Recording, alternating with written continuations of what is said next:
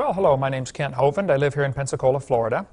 I was a high school science teacher 15 years, and now I've been in evangelism over 10 years, traveling and speaking on the subject of creation and evolution and dinosaurs.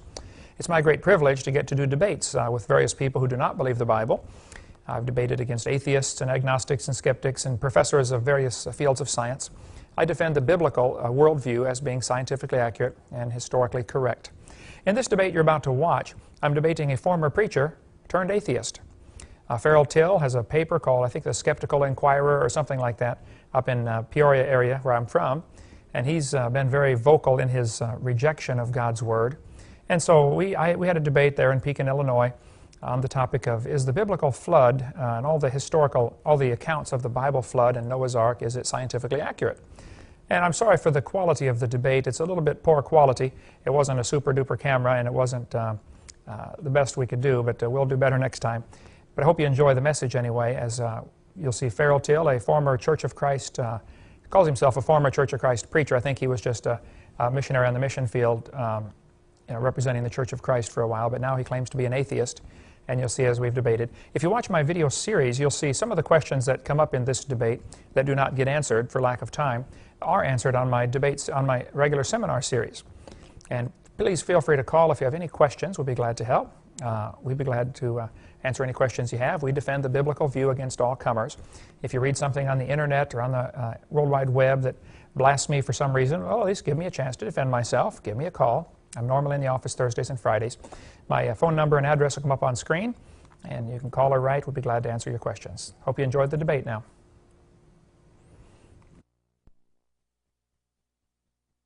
Tonight to this evening's debate between Mr. Farrell Till and Dr. Kent Hovind. We know that many of you have looked forward to this debate for some time. Certainly these individuals are no stranger to our area, as they have corresponded with each other, and articles from each have appeared from time to time in local newspapers. I'd like to go over, if I could, at this time, the format for the evening, and then what I will do with you is I will introduce the two men who will be debating this evening. Our first round will consist of opening statements from each. They will be 30 minutes in length for each one. That will be followed by a 5-minute break. Afterward, there will be rebuttals that will take 20 minutes from each. And then we will go into question and answer from those of you in the crowd. And what we will do during the break is we will make available to you 3x5 cards that you can write your questions out on. They will be brought back to me, and I will go through them and take of those questions those to the debaters. First of all, tonight we'd like to introduce the gentlemen that are here with us, and we thank them for coming tonight. First of all, I'd like to introduce Mr. Farrell Till to my immediate left here. Mr. Till teaches English at Spoon River College in Canton, Illinois. He has served in the past for 12 years as a preacher and a missionary for the Church of Christ. He is the author of a quarterly journal entitled The Skeptical Review. He has extensively debated issues concerning biblical inerrancy. And from time to time, he has written columns for the Secular Humanist Bulletin. We welcome him here this evening. And then to my far left is Dr. Kent Hovind. He is a creation science evangelist. Dr. Hovind speaks roughly 700 times a year on the subject of creation, evolution, and dinosaurs. He's a native of the East Peoria area, and we welcome him as well this evening. We're going to begin tonight with the first round, and we're going to begin with Dr. Kent Hovind, who is going to take 30 minutes for his opening remarks. Dr. Hovind.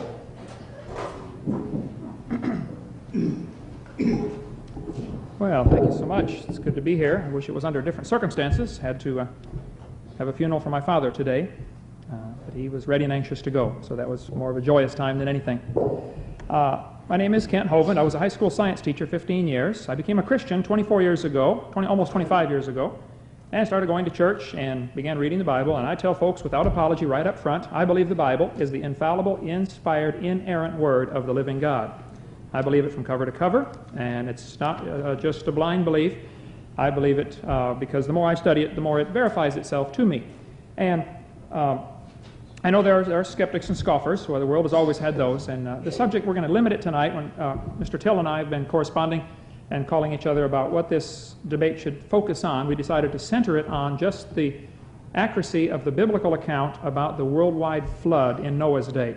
There are a million other subjects could come up in this, but we're going to try to keep it just to that. So if you get my slide projector on there, brother.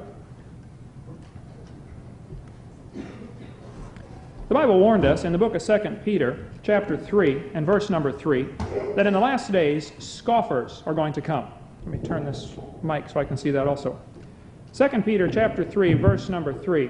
Knowing this first, that there shall come in the last days scoffers, walking after their own lusts. The reason people scoff at the Bible is because of their lifestyle. They don't want there to be a God because God interferes with their lifestyle. Thomas Huxley, Darwin's bulldog, said that. He said the reason we've chosen evolution is because of our sexual freedoms we get with this lifestyle. And that's the reason people choose the philosophy, and they scoff at the Bible because of their lusts. That's what it says. Now let's keep reading here. And they're going to say, verse number 4, where is the promise of his coming? For since the fathers fall asleep, all things continue as they were from the beginning of the creation. For this they willingly are ignorant of. Willingly ignorant. Now, it's interesting. I have a letter.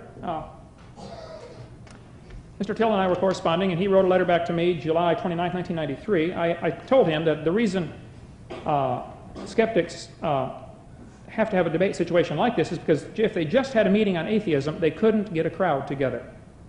10 or 15 people would show up. Here's his response. Now, I admit, time came for the lecture. I had an audience. I will admit don't have as large a potential audience as you would have, but there are far more superstitious people in our society than rational thinkers. So that does give you an advantage, which I freely admit. So, in other words, typical scoffer, if you believe the Bible, you are ignorant, is basically what it amounts to. These scoffers, it says, though, are willingly ignorant of two important things. They're ignorant that by the word of God, the heavens were of old, and the earth standing out of the water and in the water. The original creation, when God first made it, was very different than the creation we see today. The original creation was destroyed by a worldwide flood. The first thing people are ignorant of is the creation, what it was really like. That's why they try to interpret today's creation as if that means something for how the world used to be, and we'll show you in a minute that cannot be done that way. The second thing scoffers are ignorant of, verse number 6, whereby the world that then was, being overflowed with water, perished. The world overflowed with water and it perished. There was a worldwide flood. So scoffers are ignorant of the creation and they're ignorant of the flood. The third thing they're really ignorant of is looking down here at verse number 7. But the heavens and the earth which are now, by the same word, are kept in store, reserved unto fire against the day of judgment. It's really the judgment people are avoiding. So let's talk about this original creation for a moment so you understand how the flood fits into this. The Bible says, in the beginning, God created the heaven and the earth. God made it about 6,000 or 7,000 years ago, and it's easy to demonstrate that scientifically. Let me skip through a few things here. This is not about the creation account necessarily. Tonight, the debate is about the flood, but this is essential material. Oh, there we go. Genesis 1:6.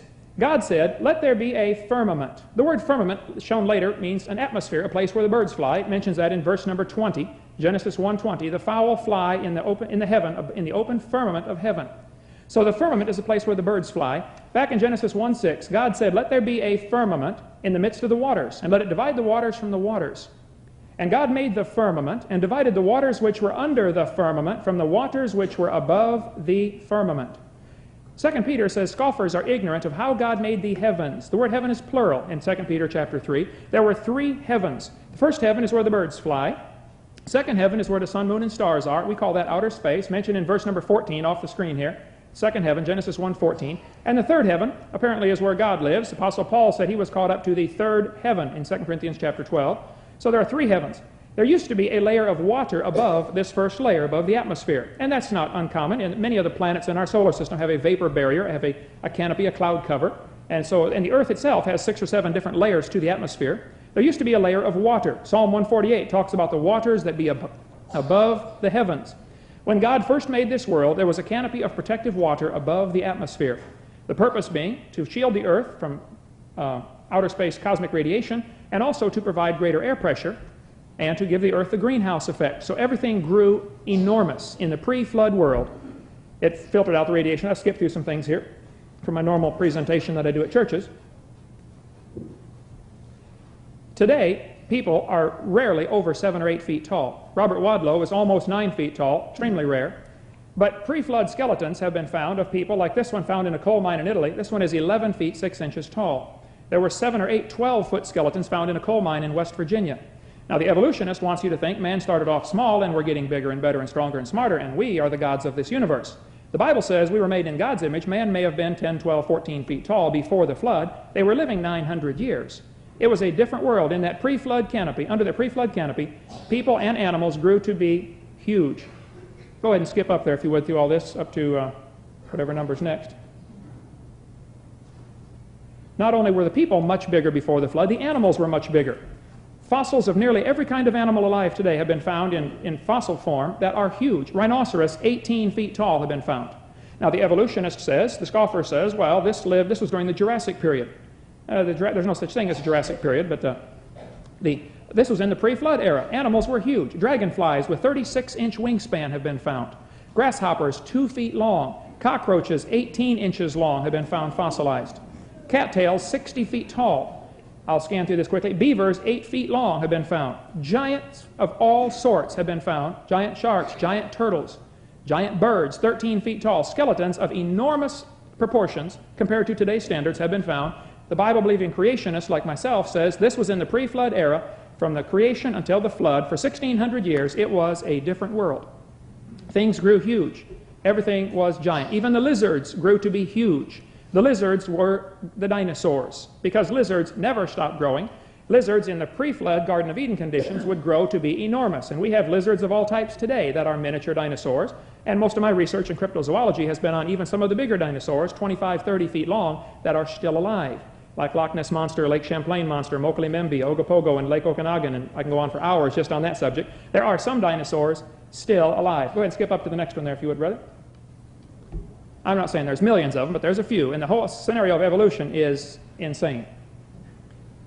After the flood, though, Genesis chapter 9 tells us 2 things changed. Man and animals were allowed to eat meat after the flood. In the pre-flood world, they didn't eat any meat. And today, everything is suffering. The whole creation is suffering and pain and travail, and God's going to fix it back like it used to be. Let me skip up to just a few here. Then we get into Noah's Ark. People say, no, wait a minute. Was the ark big enough to hold all the animals?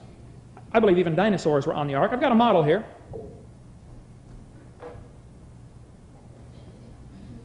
This is a 1/600th scale of Noah's Ark.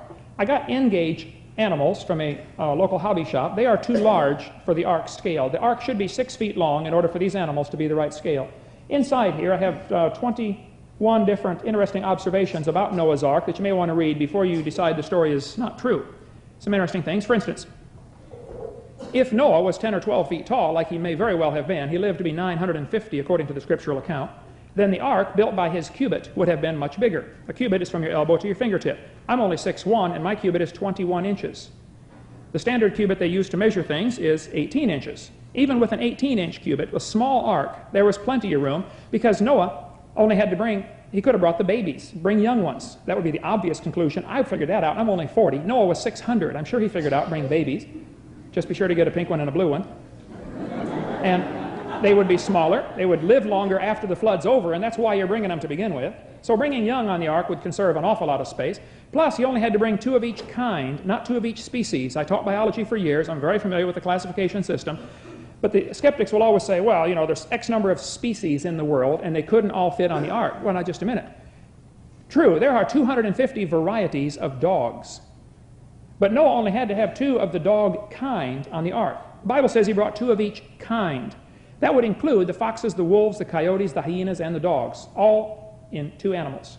In the last 4,400 years since the flood, there has been a lot of variation within the created kind. Ask anybody that raises anything, any animals, a cattle breeder, horse breeder, pig breeder, corn raiser, anything, they will tell you there's an awful lot of variation available, but it's always within limits. You can get bigger and bigger pigs, but you're never going to get a pig as big as this building. There are limits. And anybody that raises animals will tell you there are limits. And there has been a lot of variation since the flood, but that's not evolution. It's still the same basic kind of animal. The wolves and the hyenas and the dogs and the coyotes and the foxes are the same family. Now, our classification system of kingdom, phylum, class, order, family, genus, species wasn't made until the last couple of hundred years. And that is not at all what God was using. God said, Noah, 2 of each kind, not 2 of each species. So don't fall for that argument that he had to bring 2 of every individual species. There's been speciation. There's been a lot of interesting research about Noah's Ark. On Mount Ararat, right at the corner of Turkey and Russia and Iran and Iraq, is Mount Ararat. There are 2 competing schools of thought on this. One group thinks the Ark is actually on Mount Ararat, and it may be. There's another group, who I know, Ron Wyatt right here, had lunch with him one time, talked to him several times. Another group that thinks Noah's Ark may be this object right here, this boat-shaped object. The Turkish government thinks it is.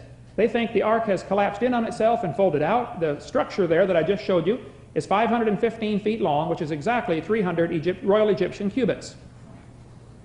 If that's the Ark, I don't know. Here's it is right here. The Turkish government has built a visitor center, and they started construction on a highway, but the political situation over there is very unstable. So they've kind of slowed things down. There is a full-time fellow there who lives there to keep people from stealing pieces of, if they think that's Noah's Ark. Anchor stones have been found. Okay, go ahead and skip up there, if you would, brother, to the next one. The credibility of the Ark actually being there's a big CBS special on that, and a lot of people say it is. Then, of course, Time and Discover Magazine both wrote a retraction saying, oh, CBS didn't know what they were talking about, they should never have run that. See, the scoffers, skeptics can't stand competition on a level playing field. They want to have majority of the market and don't let anybody even see the other evidence for the other side. If it happens to support the other side, hey, we can't let them see that. That's why creation is not taught in our public schools, because the scoffers know it would overwhelm evolution. Evolution is a silly, crazy idea that doesn't have any common sense to believe that, and so they don't want competition for their belief. They talk about the geologic column. Let me back up just a little here. These scoffers talk about this geologic column, these different layers of strata. And I taught earth science and biology for many years. The geologic column doesn't exist any place in the world. The best explanation of the fossils that are found, like this human shoe print with a trilobite embedded in the toe and heel, and the evolutionist says trilobite lived 600 million years ago. There's a human shoe print where a man stepped on 2 of them. Polystrata fossils prove those layers are not different ages. All of those layers that you see in the fictitious geologic column were deposited rapidly during the 1-year-long flood. The world was completely overwhelmed for 1 year, and polystrata fossils are found frequently around the world. Trees petrified, standing straight up, running through all the layers. But the geologic column, the Cenozoic, Mesozoic, Paleozoic, Archaeozoic eras, and the different periods, you know, Silurian, Devonian, Mississippian, all that stuff, the only place you can find that geologic column is in the textbook. It doesn't exist any place in the world, and that is the Bible to the evolutionist. The geologic column is the Bible to the evolutionists. They interpret everything in light of the geologic strata that it's found in. That's how they date the fossils. Which strata was it found in? Here's from workers at a wall in France digging a highway, and tree trunks found petrified, standing straight up, running through all the layers of strata. Petrified fossils are very common. In the vertical position, polystrata fossils running through more than 1 layer. The idea of the Earth being billions of years old is crazy. It cannot be billions of years old. But it was the geologic column that influenced Charles Darwin to doubt the Scripture, and Darwin became ultimately an atheist because of his teaching in the geologic column. Is that up to the next number there, brother? I can't see what numbers are on there. Skip up to... I go to the end of this one? No. Yeah, I think so. Okay. So the evidence for evolution and great age for the Earth is, they say, well, each of these layers are different ages by millions of years. Cannot be true. I can demonstrate that quickly. Mount St. Helens did a classic case of evidence for that. Mount St. Helens blew 900 feet of sediment down into the valley. I'll show you pictures in just a second. And it was all stratified. The worldwide flood caused all of the layers of strata. Noah was in the ark for a year. They talk about Pangea, continents fitting together as proof for evolution. The textbooks treat this subject as if it is a fact, and it certainly is not. They'll say 200 million years ago, Pangea probably began to break apart. Well, it's no question that it's 200 million years in their mind, but the fact that they fit together doesn't prove they ever were together. That's pure coincidence based on the water level. This building is perfectly parallel to the house across the street. That proves they broke apart 40 million years ago and Cook Street oozed up in between them. Proves no such thing. Let me give you a creationist interpretation of what happened. Starting with this subject of what happened to the giant woolly mammoths. The mammoths up in Siberia are found frozen, frequently standing up. Nearly every kind of animal has been found frozen up in Siberia. They found bobcat, jaguar, lynx, camels 15 feet tall, rhinoceros, elephants, woolly mammoth. No people yet, but boatloads of fossils that are frozen can be found in the Siberian regions. The problem with the skeptics is they don't understand the original creation. There was a canopy of water that protected the earth. It was like a terrarium. It was designed for man to live here forever had he not sinned. As it was after the sin, they only lived 900 plus years. So the original creation was different. That's where all the giant animals come in, and the world was loaded with trees. And so all the coal formations and natural gas formations and oil deposits and all that were laid out because of the worldwide flood. The flood lasted 1 year. Here's what one creationist, myself and many others believe this. This is one school of thought for what may have happened to cause the worldwide flood. The mammoths are found frozen in the standing position. Let me skip through a few things here. From some of the temples around the world, like Stonehenge, Edixus, Amun-Ra, it has been determined that the earth has wobbled throughout its history. The North Pole has not always been where it is.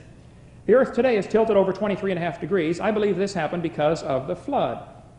One theory is that the earth was struck by an ice meteor, and many ice meteors are floating around in space, just giant snowballs.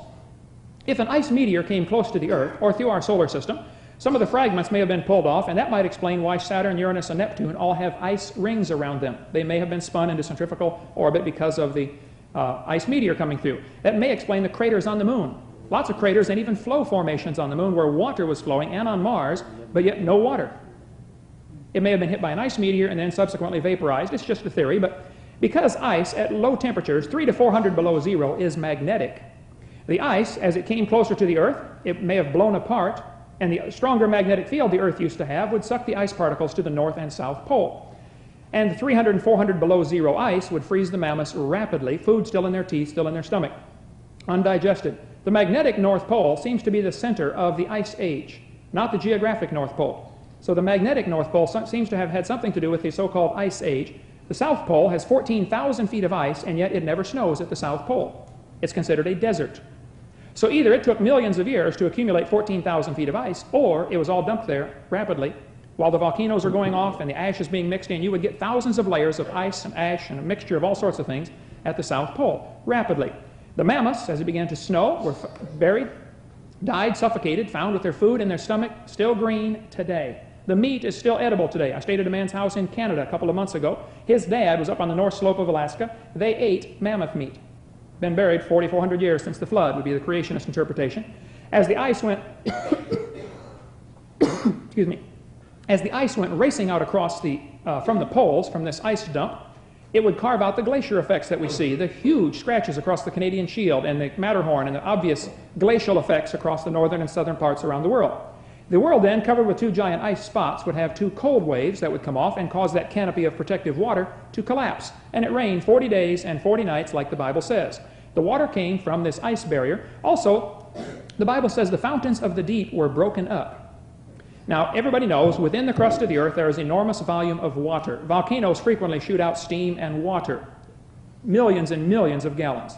I don't know how much was there in the pre-flood conditions. It may have been more, but if the fountains of the deep broke up, like geysers shooting out, maybe that rips along the Earth's crust, like San Andreas Fault or Hayward Fault or Mid-Atlantic Ridge. Maybe those are the rips where the water came gushing out. Don't know, I wasn't there. But that hot water, striking normal ocean water, would kill all the fish in that area.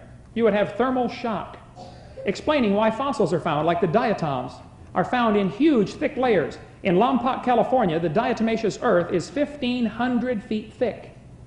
And yet diatoms are microscopic animals that takes 1,000 years to get 1 inch of accumulation at the bottom of the ocean, at today's rate. But with a thermal shock situation, with hot water out of the Earth's crust hitting the oceans, they would die by the zillions and fall to the bottom. To prove the diatomaceous earth was formed rapidly, a baleen whale skeleton was found in a diatomaceous earth quarry by Grefco Corporation in Lompoc, California. The whale was 80 feet long. It was standing on its tail in solid diatomaceous earth. Well, now, if it takes an inch, if it takes 1,000 years to get an inch of diatoms, did the whale stand there in balance for millions of years on his tail while the diatoms slowly formed around him? I find that very difficult to believe. It had to be a catastrophe, a disaster, trapped that whale. Same thing with the chalk cliffs of Dover. Chalk is microscopic organisms that live in the ocean, and they are 300 feet thick over there, solid chalk. It had to be some type of thermal shock to do that. Noah, in his ark on top of the water, for 1 year, the Bible says the flood lasted just over 12 months. Noah was floating safely in the ark as thousands and thousands of feet of sediment were being deposited under the ark, under the water. Just the earth turning under the moon, with the tidal pull of the moon, with no continents to stop it, the tidal pull would constantly reshuffle and reseparate the sediments under there. You can get a jar of dirt out of your yard, put some water in it, and shake it up and set it down. In 10 minutes, you'll see layers begin to form. Gravels go to the bottom, then sands, then clays, then topsoils. A perfect soil profile. Do it any place. Go get a jar of dirt and add the water. That's what happened during the year-long flood. All of the layers of strata that we see were formed rapidly. Some of the animals were buried and became fossils. Other animals floated around for a while and bloated and rotted. As they rotted, their carcasses fell apart. And so when they finally were buried, as the waters went down, if they were buried, they might be buried in tangled up heaps, fossil graveyards, which are found all over the world. And usually the bones, like this dinosaur backbone here, are found with no legs, no head, no tail, no rib cage, and no teeth marks. This animal was not scavenged, it rotted and fell apart. This dinosaur backbone is bent backwards, twisted, contorted positions. Fossil graveyards, tangled up messes of bones, sometimes 3 or 4 miles deep, solid bones, are all over this world. Fossil graveyards every place. I think the obvious interpretation is a catastrophe of global proportions that caused that. People say, well, where did all the water go? After this flood, where did the water go? The Bible says in Genesis chapter 8, more about the flood. After the flood, God remembered Noah and all the cattle, and God made a wind to pass over the earth, and the waters assuaged. The word assuaged means to sink down. The water did not soak into the ground, and it did not dry back up into the atmosphere. The atmosphere couldn't hold that much water. And I'm sure Mr. Till will bring that out. It couldn't rain that much, and there's not enough water in the oceans to cover the earth. Well, there's enough water in the oceans right now to cover the earth 12,000 feet deep. If the earth were smoothed out, if the mountains were pushed down, and the valleys, the oceans weren't as deep, if the earth were smooth, the water would be 12,000 feet, over 2 miles deep, over the entire surface of the globe. There is plenty of water in that ocean to flood the world. Psalms chapter 104 talks more about the flood. The Bible says, God laid the foundations of the earth, that it should not be removed forever. Thou coverest it with the deep. That's the ocean, the flood. God covered the earth with the deep as with a garment. The waters stood above the mountains. There have always been skeptics who say, well, it was a local flood. Look, you don't get a local flood with the water going over the mountains. Plus, if it's a local flood, why did God tell Noah to build a boat? Why didn't he say, Noah, move? There's going to be a flood. It was a worldwide flood. At the voice of at thy rebuke, they fled. They referring to the water. The water fled. At the voice of thy thunder, they hasted away. The water raced away. You say, where's it going to go? If the world's covered with water, water seeks its own level, where's it going to go? Keep reading, verse number 8. They go up by the mountains, they go down by the valleys, unto the place which thou hast founded for them. Thou hast set a bound that they may not pass over, that they turn not again to cover the earth. This phrase, they go up by the mountains, is an Old English phrase. Today's language would more likely say it like this. The mountains ascend, the valleys descend. Many reference Bibles say that. The mountains ascend, the valleys descend. What I believe happened after the flood, the crust of the earth, being very thin and flexible, the crust of the earth sank in the skinnier spots. The thinner places on the earth's crust sank down. The crust of the earth is thinner than the skin of an apple compared to the apple, as far as proportion. Very thin. I taught earth science for years. Under the continents, the crust is about 25 miles thick. Under all of the ocean basins, the crust is 3 to 5 miles thick. Much thinner. I believe that's the thin spots that sank down, the mountains lifted up, and the water raced off into the holes, carving features like Grand Canyon and Badlands in a matter of hours, because you had enormous volumes of water moving through soft sediment. The rock layers were formed, the sediment layers were deposited during the year-long flood. As the mountains lifted up and the valleys sank down, the more cracks appeared in the earth, and it might be a coincidence, but all of the mountain ranges in the world follow the coastlines. Just look at your globe. Mountain ranges follow the coastlines. Oceans sank down, the mountains lifted up. Some of the mountains lifted up slower, leaving behind smooth, rounded mountains like the Appalachians. Some lifted up faster, leaving behind rugged mountains like the Rockies. The earth cracked up into plates, either because of the impact of the meteor or because the fountains of the deep broke up right there, or later on, a year later, when the mountains arose. There are 3 possibilities of when the cracks and mountain ranges appeared. Rock strata that are found bent like this all over the world are a very common feature. You don't bend rock layers like that, twisted, contorted rock layers. They had to be bent while they were soft mud. As the mountains arose and the valley sank down, those layers were formed. The water ran off, forming features like that. The entire top of Mount Everest, the top 3,000 feet of that mountain, is covered with sedimentary rock packed full of remains of animals that once lived in the sea. Seashells clams in the closed position are found on top of Mount Everest, tallest mountain in the world. Mount Everest wasn't there before the flood. Mount Everest rose up after the flood. The Himalayan range didn't exist until after the flood. The Earth didn't have any giant mountain ranges, and it didn't have any deep ocean basins. So the argument will come up, well, hey, is there enough water, could it rain enough to cover Mount Everest? No, you're thinking of the wrong world. Scoffers are ignorant of what the original creation was like, and they're ignorant of the flood. The mountains rose after the flood, and the valleys sank down. The water raced off into those holes. Is there another? Yeah, switch to the next one there real quick, brother. I got about, how much, 4 minutes left? Yes. Okay, I'll try to get through this Mount St. Helens real quickly and give you an example of what might happen. So the people will say that the idea of the worldwide flood is impossible. Haven't really studied the evidence. There is sedimentary rock all over the world, and petrified clams in the closed position are very common. And I'll have to skip some of this, but the center part of the oceans, the abyss, is the deep part. The other part is called the continental shelf, where it's not as deep. About half of the ocean, here, at least at the Arctic Ocean, is the abyss. The other half is continental shelf. The oceans were smaller after the flood, I believe, for a while, because the textbooks all say here, millions of years it took the Colorado River to carve the Grand Canyon from solid rock. Well, they're basing that on a couple of faulty assumptions. They're basing on the assumption that the Colorado River didn't start on it until after the rock was solid rock. If it was all soft mud, and those are obviously mud layers turned to solid rock, then the erosion would be very rapid. Mount St. Helens did that. When it blew in 1980, the top of the mountain began to blow, and then the north slope slid down. And the volcano made a mudslide, scalding hot mud and ash slid down for many miles. Matter of fact, this computer image, the mud slid all the way down and blocked off the Toutle River. Here's a picture of the mud dam blocking off the Toutle River. 5 days later, the water backed up over the top and went over the top of the dam. Here you have lots of water behind a soft mud dam, and erosion was very rapid. It carved a canyon 140 feet deep, 1,000 feet wide, 2,000 feet long, and it carved it out in 15 minutes. When the scientists went down into the canyon after water got back to stabilize, they've noticed the canyon sides of it were all stratified, all nice, neat layers. That's because as the mud flowed in, hydrologic sorting automatically separates the particles by density. Heavier stuff went to the bottom, and you can go there today, and some geologists will say, oh, this bottom layer is 800 million years old. And it was all formed in 1980, rapidly. Textbooks always say the Grand Canyon is kind of puzzling because it loops like a slow gradient. Mississippi loops and meanders around because it's low gradient, but it also has steep sides like a fast-moving high gradient stream. They say it's kind of puzzling. How did this canyon form? Well, see, they're thinking of it all wrong. The Colorado River did not make Grand Canyon. The flood made Grand Canyon. The Colorado River just happens to flow through the crack, that's all. The logs that were floated in the Spirit Lake, here's Mount St. Helens in the background, the logs floated 3 square miles of logs floated there. Many of them got waterlogged and began to float in the upright position and then sank to the bottom. Remember I showed you the polystrata trees running through all the different layers of strata? That formed during the flood. All those layers deposited rapidly. Mount St. Helens is doing the very same thing for us today. Scuba divers go under there and say there are 20,000 logs in the bottom of Spirit Lake right now, stuck in the mud. All over the world you can find tree trunks petrified in the standing position.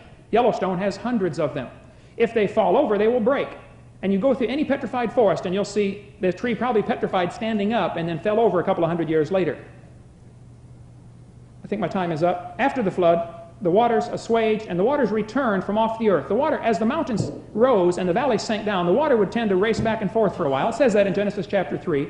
And the secondary erosion would take place as the layers were wiped off and new layers deposited on top from the waters going back and forth. It wasn't safe for Noah to get out of the ark for a short time. And all of these features of this millions of years ago stuff ought to be illegal in our textbooks. It has nothing to do with science, and you cannot prove those layers are millions of years old. That whole geologic column is the Bible to the evolutionist, and it's a fraud, it's a hoax, does not exist any place.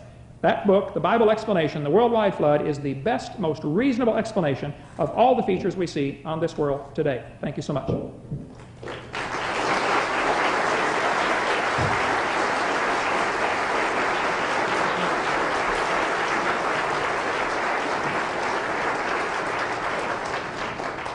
Thank you, Dr. Hovind. I fully intended to say at the beginning of this debate that, as has been shown already, I would expect you to give your kind attention to both of our speakers, and please be mindful that they are holding the floor and that we need to give them the utmost in respect and the allowance of the full use of their time. So at this time, we'll hear from Mr. Till.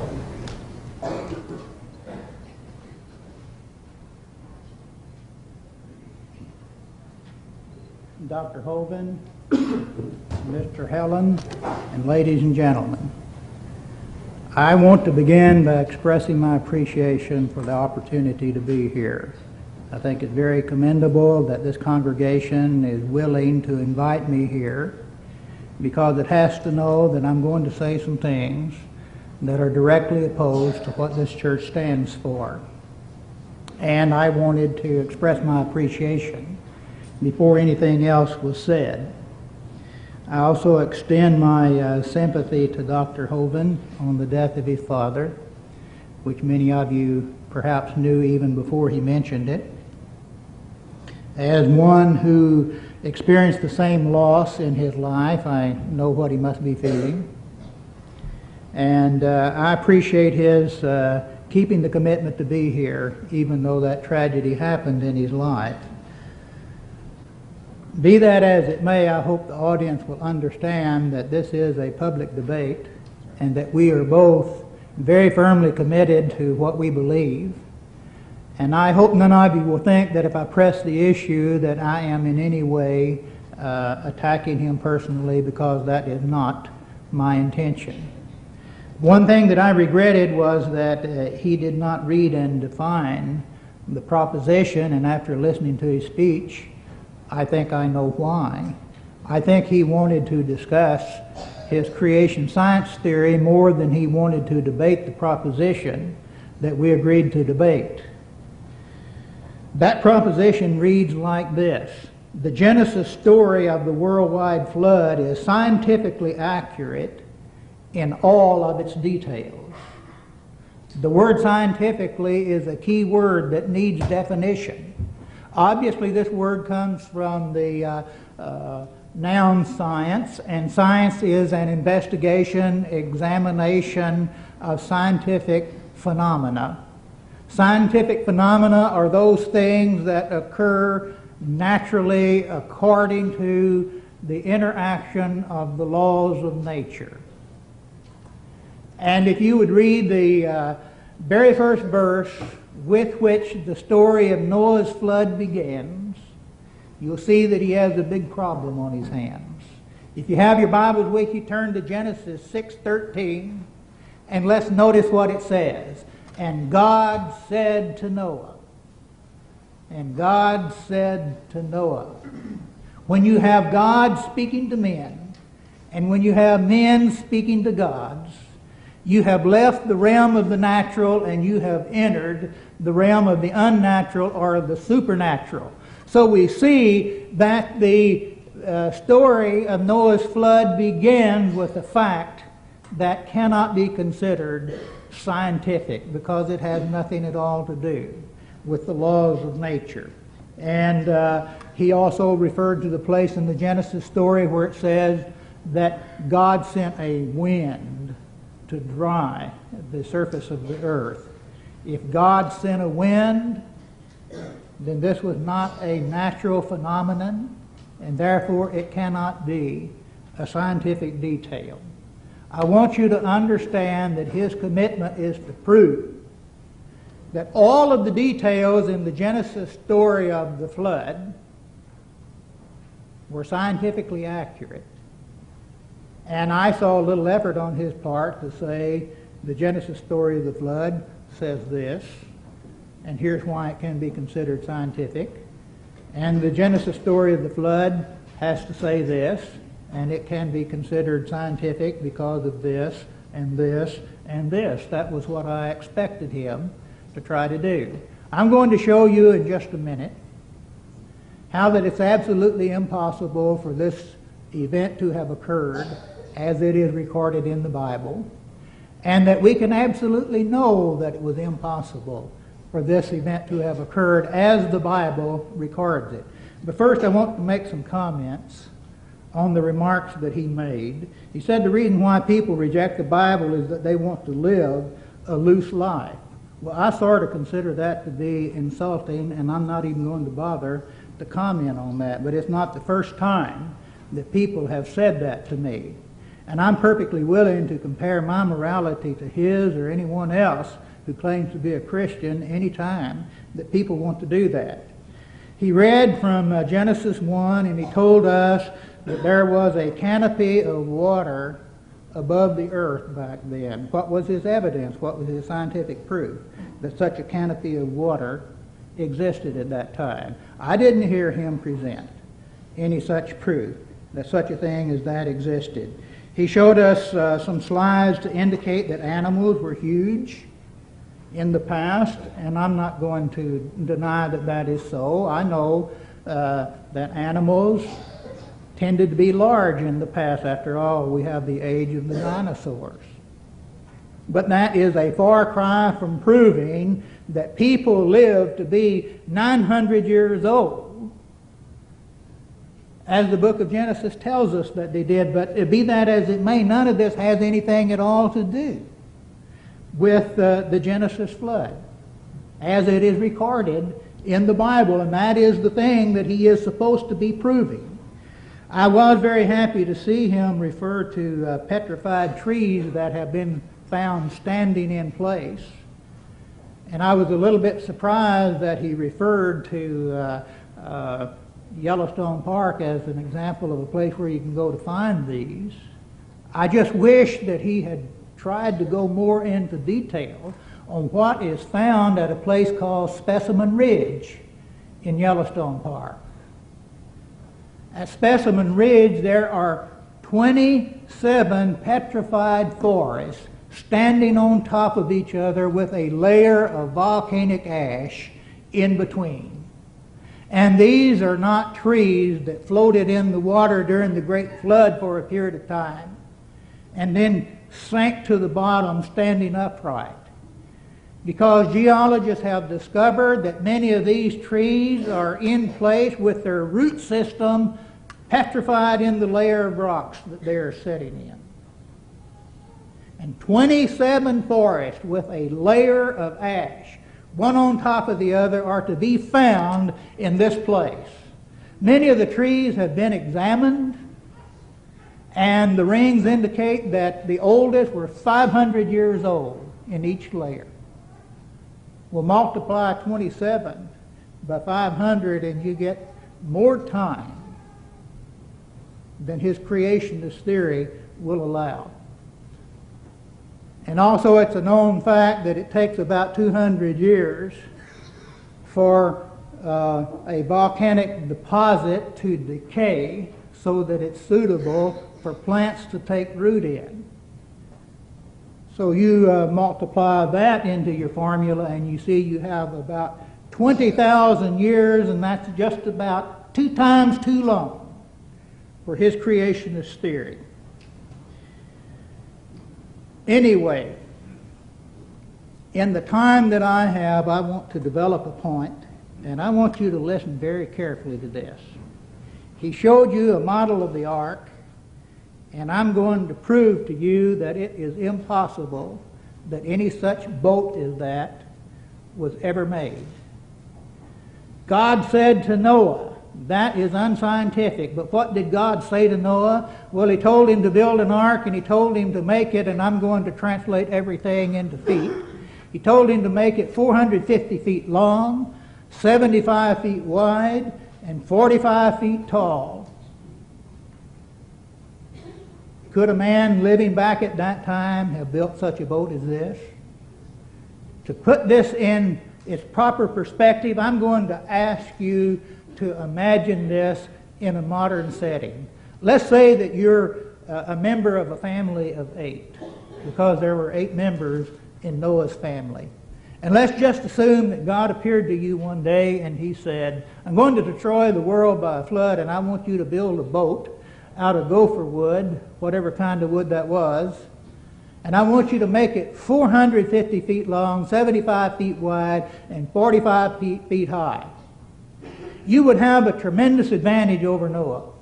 You'd be able to go to Walmart, you'd be able to go to Kmart, you'd be able to go to Ace Hardware or such places as this and buy the most sophisticated tools that have ever existed. Power saws, band saws, planers, crowbars, steel hammers, and so on. You'd be able to go to the lumber yard and you'd be able to buy pre-cut lumber You wouldn't have to hack your beams out of the standing trees as I assume that Noah had to do if he built such a boat as this. Do you think that you could do it? How would you undertake to do this? First of all, the notion that a man could do this 5,000 years ago fails to take into consideration that you just don't go out one day and decide that you're going to build a wooden boat 450 feet long. There is a science to shipbuilding. You have to have a knowledge of physics, you have to have a knowledge of calculus, you have to have a knowledge of architecture, you have to know something about structural analysis. How did Noah understand what kind of shear forces would be at work in this huge, gigantic flood that he has just described to us? And in a flood that would do all of the things that he presented in this scenario in his slide presentation, the Hurricane Andrew would look like just an afternoon thunderstorm in comparison. This boat was going to have to take forces that probably no ship has ever taken before. I doubt if anyone in here who has any sailing experience would find this story very believable. My wife and I, in returning from the mission field, aboard a ship got caught in a hurricane, and I can tell you that that is not a pleasant experience.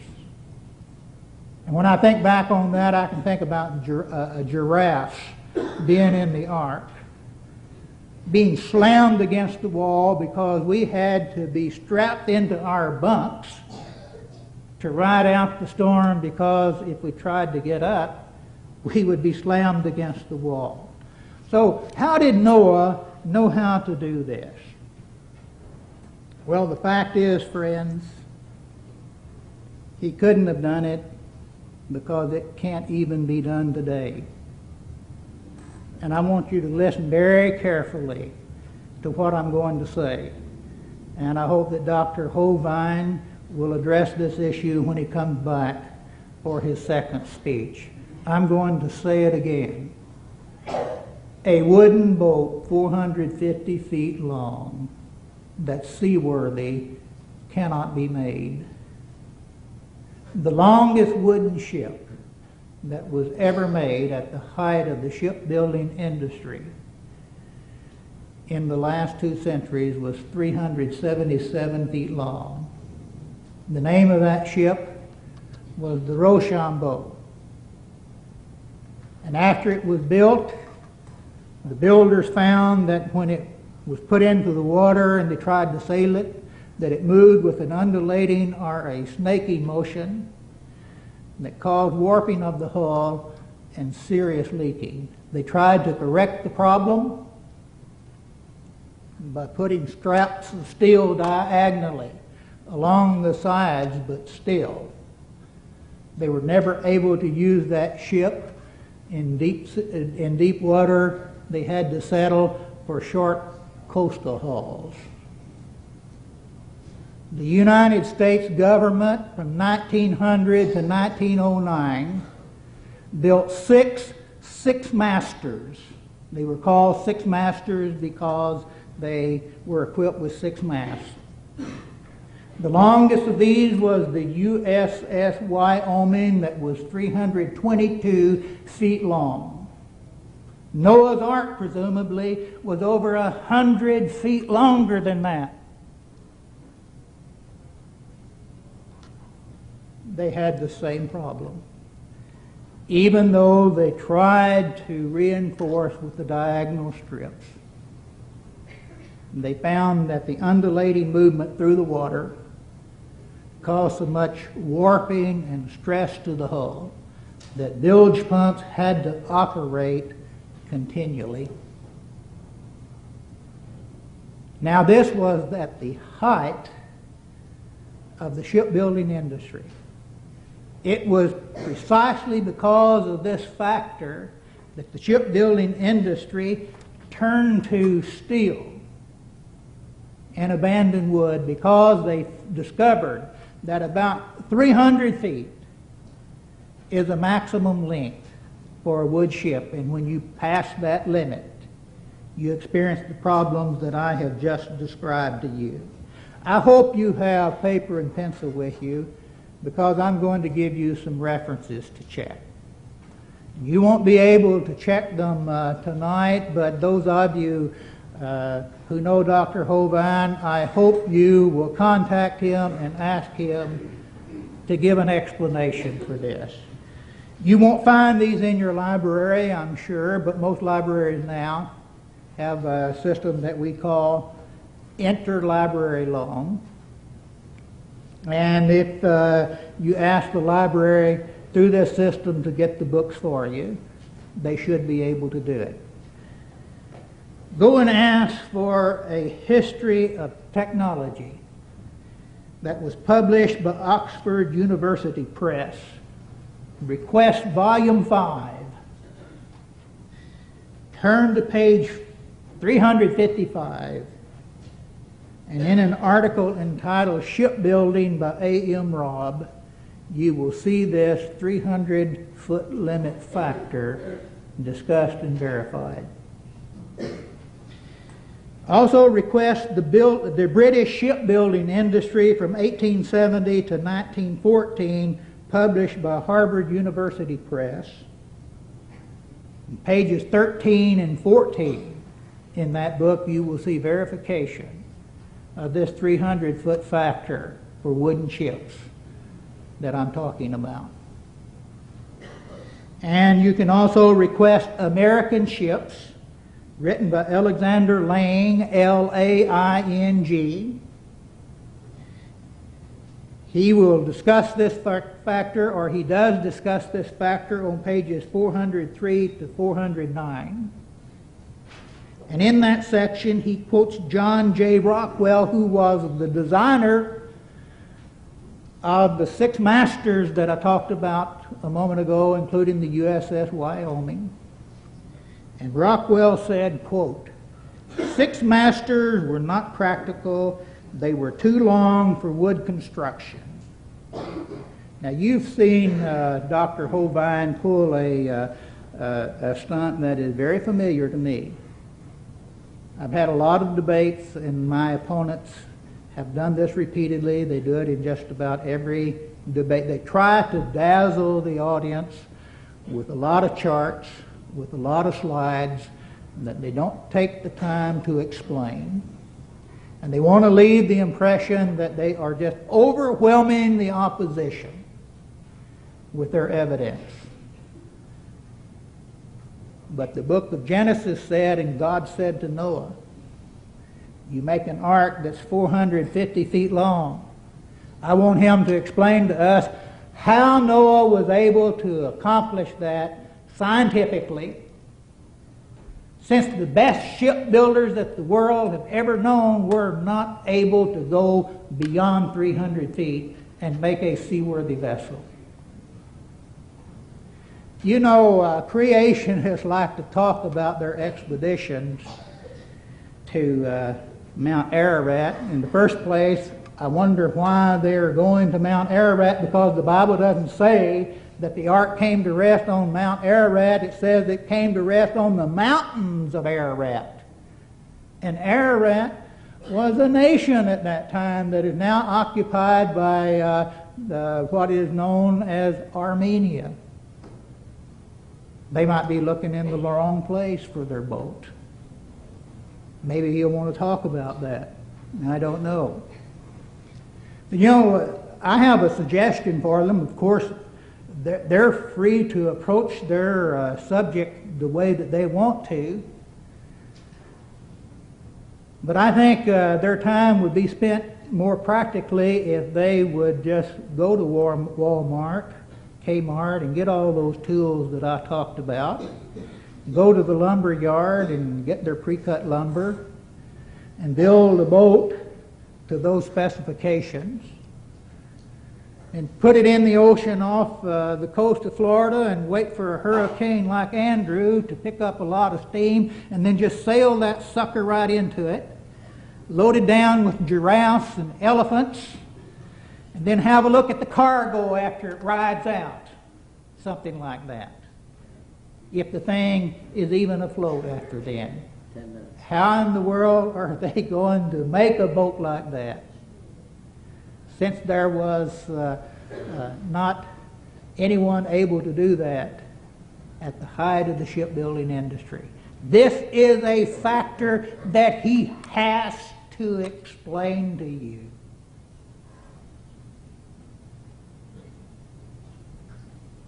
Well, let's pass on from that to something else that I would like for him to explain.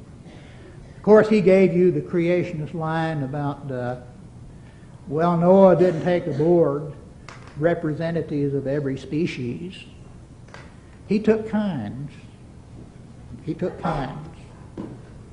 He took a canine kind, and from that pair of canines, a male and a female, we now have dogs and jackals and wolves and foxes and many other specific varieties or species.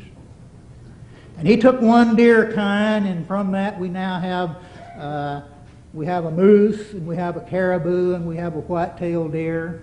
We have all of the 37 different species that have developed over a period of just 5,000 years from that one kind that was taken aboard the ark. There are over 100 specific species of bovids. In bovids you'll find cattle, goats, sheep, and so on, so you'll know what I'm talking about. Well, he wants us to believe that Noah just took 7 pairs of them. Because most of the bovids are clean, I'm sure that he will agree with that. And that all of these 100 species have developed in a period of just 5,000 years.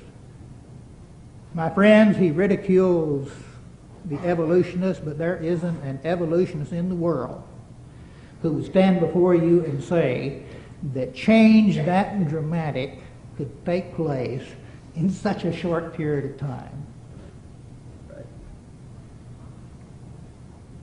They just will not do it. And yet he wants us to believe that Noah just took a few animals aboard the ark, and everything that we see in the world today, all of the hundreds of thousands of species developed. Let him explain to us how that happened. Have 8 minutes, right? Also, let's take a creationist figure. Henry Morris, a name that I'm sure that he's familiar with, has figured it out. Noah had a population of only 50,000 animals aboard the ark. Well, 50,000 would be a lot. He had to have an elephant kind, I assume. And he had to have a giraffe kind, I assume. By the way, when you come up here, Dr. Hovind, please explain to us how those giraffes and how those elephants were secured aboard the ark in all of the stress of that violent turmoil that you described, without being dashed to pieces so that they were bloody pulps after the storm was over. He told you correctly that according to the Genesis story that they were aboard the ark for a little more than a year and 10 days, I believe, to be exact, or thereabouts. Can you imagine the stench that would have developed from 50,000 animals in a space like that? Now, there's no way for me to say this without just being indiscreet, but did you know that an elephant will produce 40 tons of manure in a year's time? Did you know that a sheep will produce 700 pounds of manure in a year's time? Well, no problem. They just scooped it overboard. Oh, sure they did. Where did they find the time to do that while they were trying to take care of all of the animals and make sure that they were fed and water? There are serious problems with this story, and he simply is not willing to admit it. And by the way, did you know that many of the animals had to have specialized diets. I'd like for him to explain how that problem was taken care of. The koala, which is native to Australia, of course he probably believed that it lived somewhere else back at that time. But the koala native to Australia will eat only eucalyptus leaves. And zoologists have discovered that some of them are so adapted to the eucalyptus grove that they were born in and grew up in, that if you remove them from that grove to another eucalyptus grove, their digestive tract just cannot adapt to the change. Did Noah take along, I almost said Moses, did Noah take along a eucalyptus tree to feed the koala? Giant pandas can eat only bamboo shoots. Did Noah have a greenhouse on the ark that grew bamboo shoots for the pandas? If so, where did it get the light? Because there was only a 1 cubic window in the ark. And let's get back. I forgot to say this, but it's very important. David Balsiger, who was the producer of the movie about Noah's Ark that he mentioned, he is a creationist, and he says that there were only 800 tons of manure produced during the year's voyage. Of course, he didn't bother to explain how he arrived at that figure, but 800 tons, that's a lot of you-know-what. And have you ever stopped to think of the problem that would cause for the crew? The disease that it would cause? Do you know also that methane is a primary byproduct of manure? Did you know that methane is highly explosive?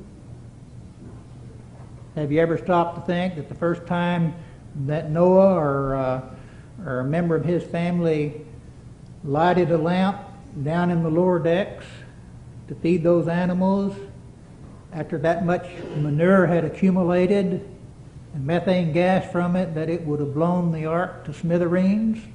Yeah. Time up. No. Okay. Those are problems that are serious problems.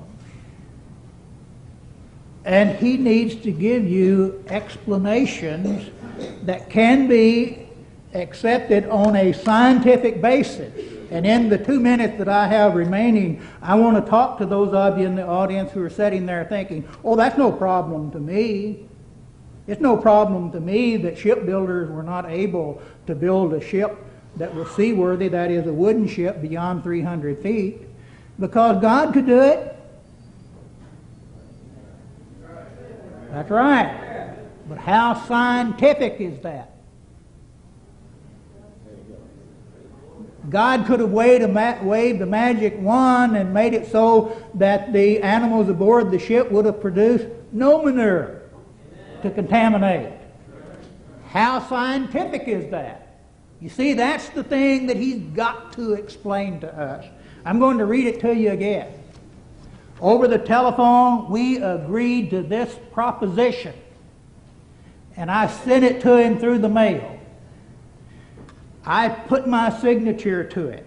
The Genesis story of the worldwide flood is scientifically accurate in all of its details. So he's got to come before you now after the intermission, and he's going to have to explain to you how that ship could have been built beyond the 300-foot limit without God performing some miracle. Because he's arguing that it was scientific. And you people who are saying amen, you've got to understand what he is trying to do. He wants to put creation science into the classroom. But to do that,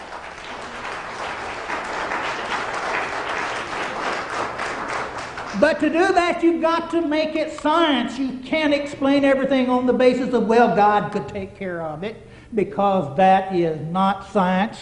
And that's the problem for him, and that's the problem for you who say amen when it's said that God could take care of everything. Thank you.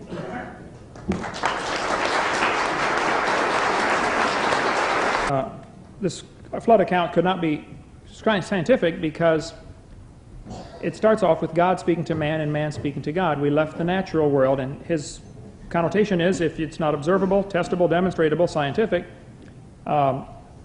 it's not provable. I would like to see somebody who's ever seen an atom or an electron or a proton or a neutron. Nobody's ever seen one. I mean, there are many. Show me some gravity. Give me a jar of it and paint it red. You know, what is gravity? What is magnetism? What is light? There are many things that we cannot see that we use constantly, and I would contend that God is just as real, though he's above and outside and beyond all of those forces. He's the creator of those forces. There's a watch, there has to be a watchmaker. There's a creation, there has to be a creator. That's obvious. His contention that because we today cannot build an ark, therefore it could not be built, is pretty wild in my opinion. We today could not build the pyramid.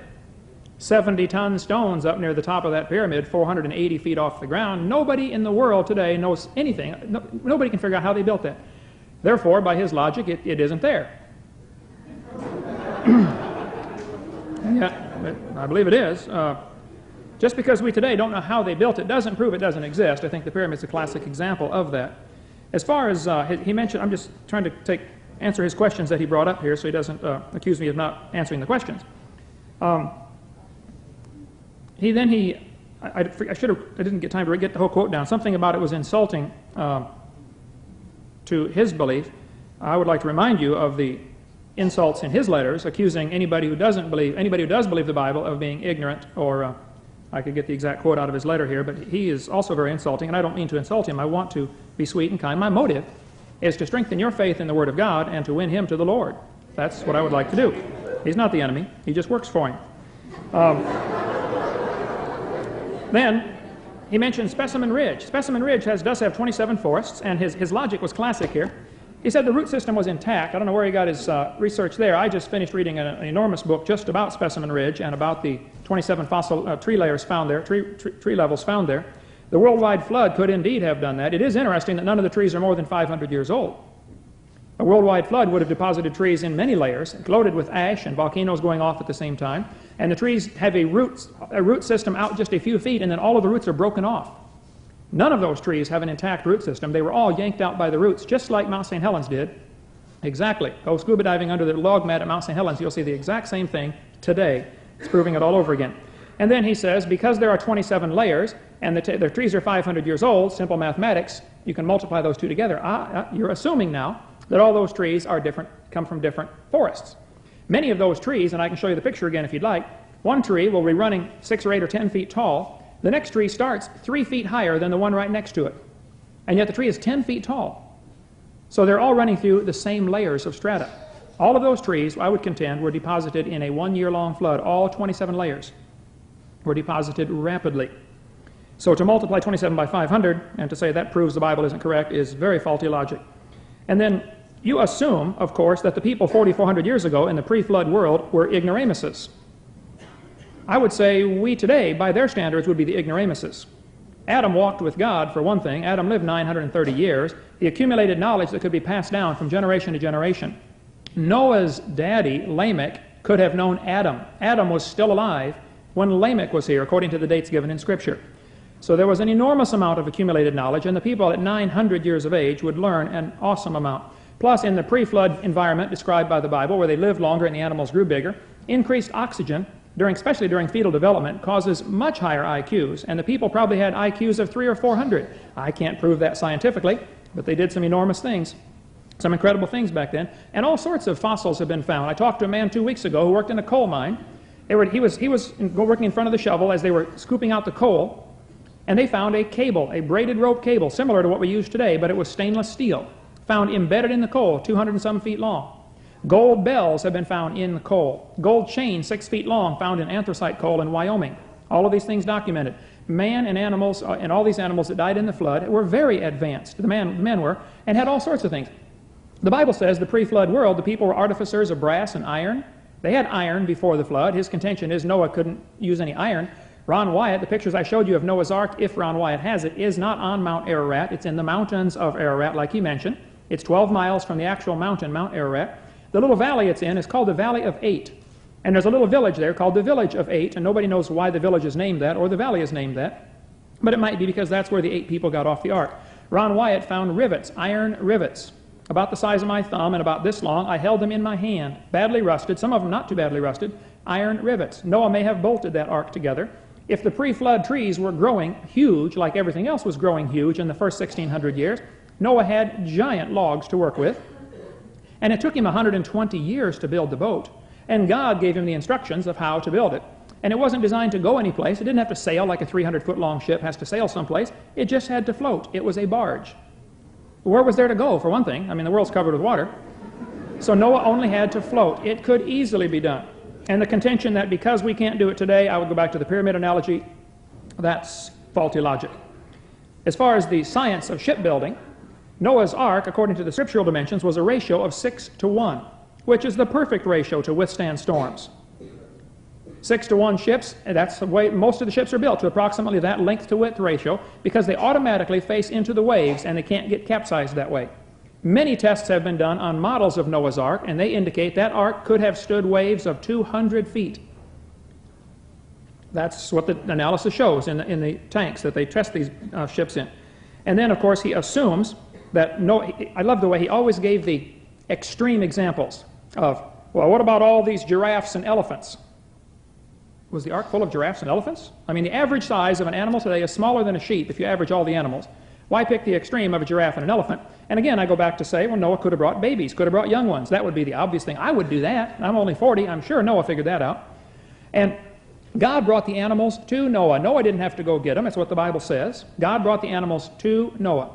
And then he used the extremes to get that boat full of elephants and giraffes and sail into Hurricane Andrew. Well, of course, you're assuming that the whole year-long flood was hurricane conditions. We don't know that. The Bible doesn't say that. It rained 40 days and 40 nights. You don't always have a hurricane when it rains. You realize that. And it may not have been any hurricanes. It may have been a bad storm, lasted 40 days. The water came up, the water coming out from underneath. Noah might have been hundreds of miles from the cracks, the San Andreas Fault, the Hayward Fault, the Mid-Atlantic Ridge. He may have been in very tranquil seas for the whole year. The Bible doesn't say. So for me to have to prove that a boat could withstand a hurricane is totally off the subject. I don't have to prove that. He would have to prove that Noah wasn't in tranquil seas. He can't prove that either. It's outside the realm of science. Science has to be observable, testable, and demonstratable. I can demonstrate that a 6:1 ratio ship is the perfect ratio to withstand violent weather. That has been demonstrated over and over in shipbuilding courses and things like that. Approximately 6:1 ratio. I cannot prove that today we could build a 450-foot long boat that would float, but I cannot prove today how they built the pyramid either. I have no idea how they built it. And then he said that I didn't offer any scientific proof.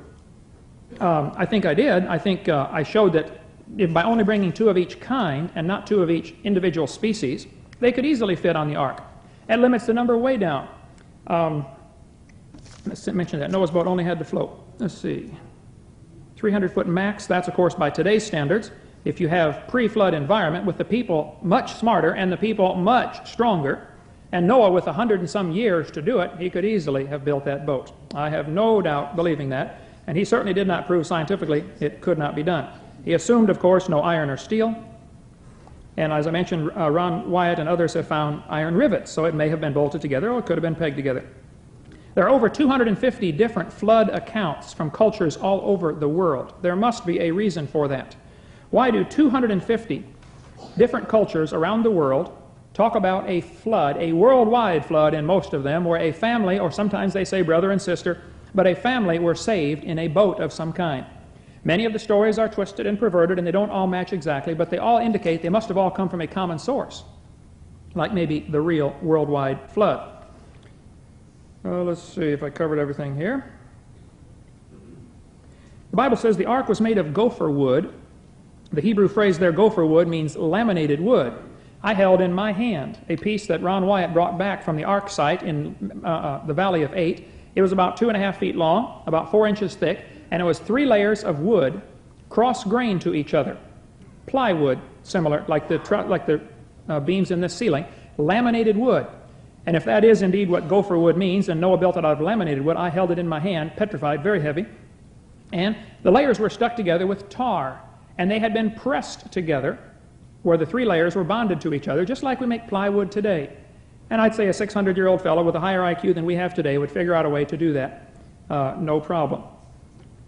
Then, let's see if I cover all this. He talked about me pulling a theatrical stunt, or I forget his exact words there, by using slides and charts to dazzle the audience and to overwhelm you with evidence.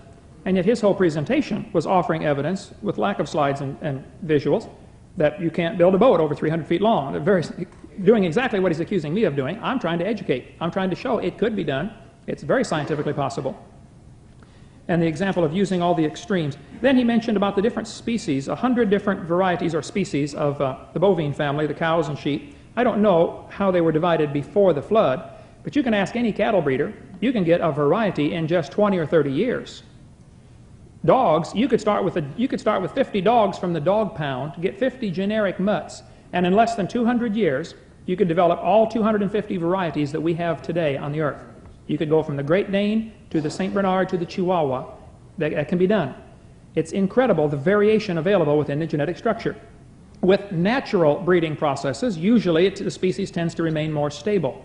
But if there's geographic separation, isolation, because of living on different continents, then the species tend to vary even more. And eventually they might get to the place where they cannot interbreed. Alaska rabbits cannot interbreed with Florida rabbits. But Alaska rabbits can interbreed with rabbits from Minnesota. And Minnesota rabbits can interbreed with Florida rabbits. So the Florida rabbit and the Alaska rabbit have diversified where they're no longer interfertile because their breeding cycle is different. But they're still a rabbit. Nothing has changed. It's the same kind of animal. It's a different variety now of rabbit.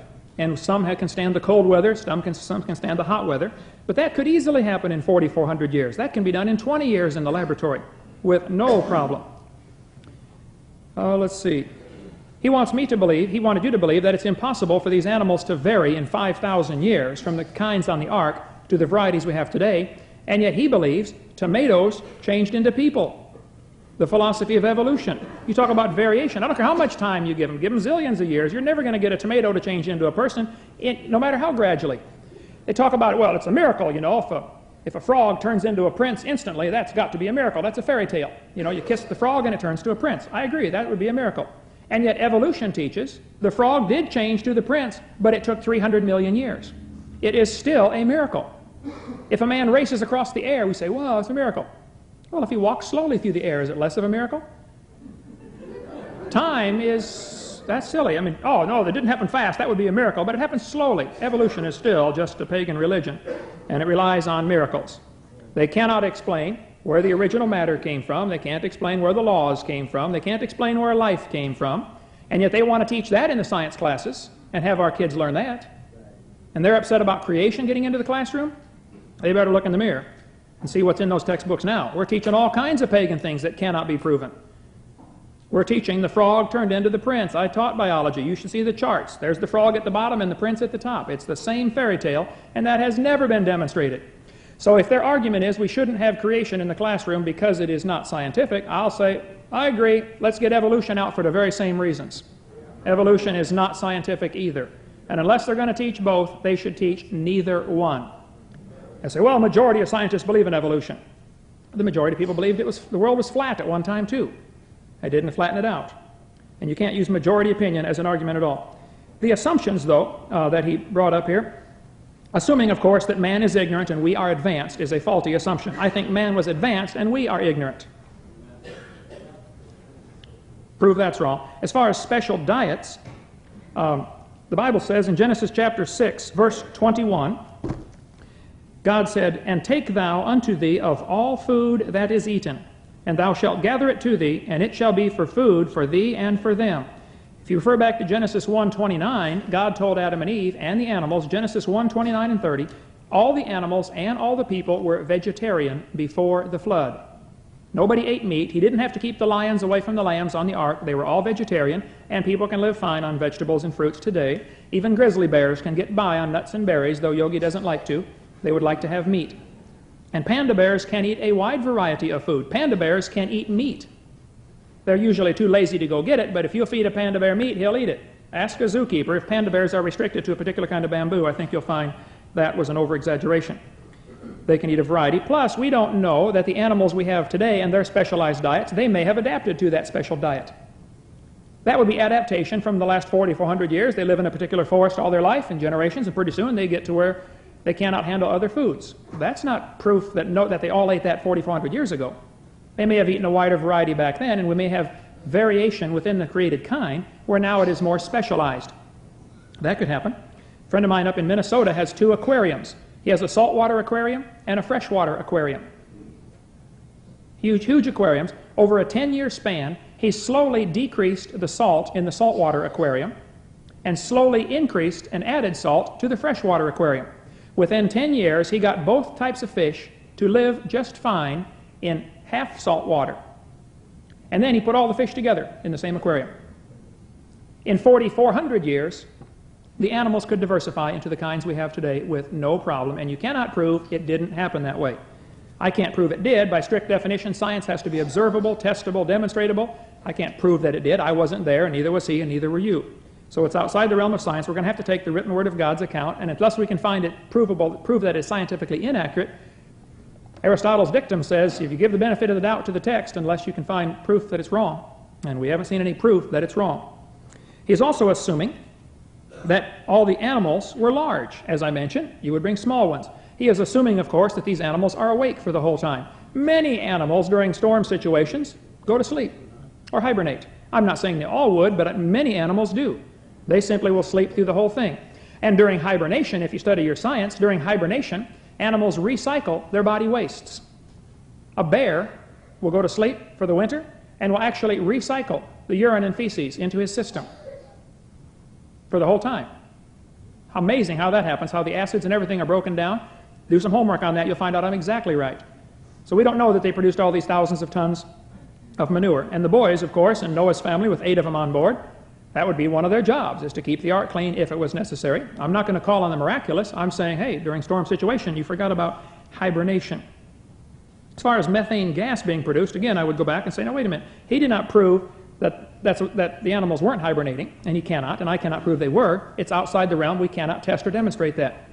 But assuming, of course, the larger animals, which he did, and assuming, of course, they all remained awake the whole time, and assuming, of course, they produced these thousands of tons of manure, there would be a methane problem. But the window, the Bible says the ark had a window 18 cubits, and the phrasing there is just like the people who've been into the ark say it's built, is like this.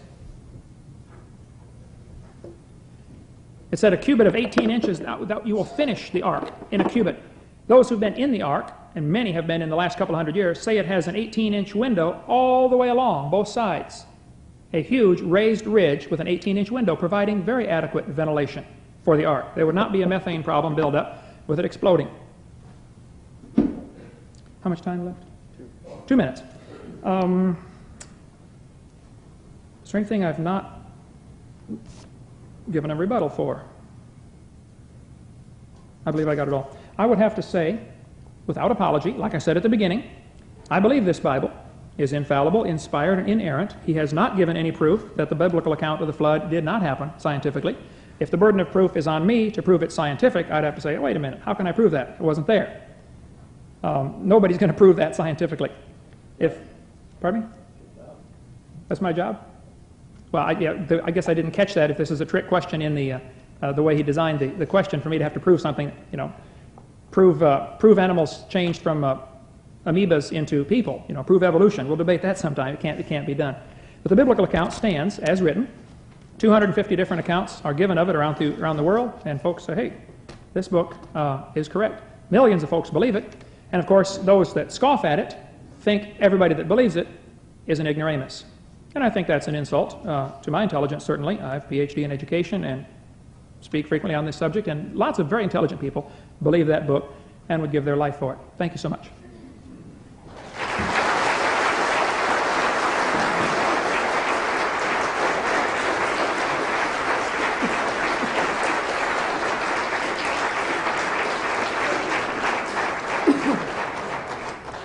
Thank you, Dr. Hovind. And now Mr. Till will be given 20 minutes for his rebuttal.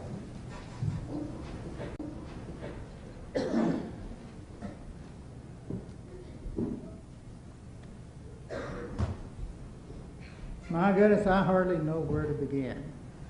He said that I want to talk about giraffes and elephants instead of the smaller animals. Well, the giraffes and elephants are here.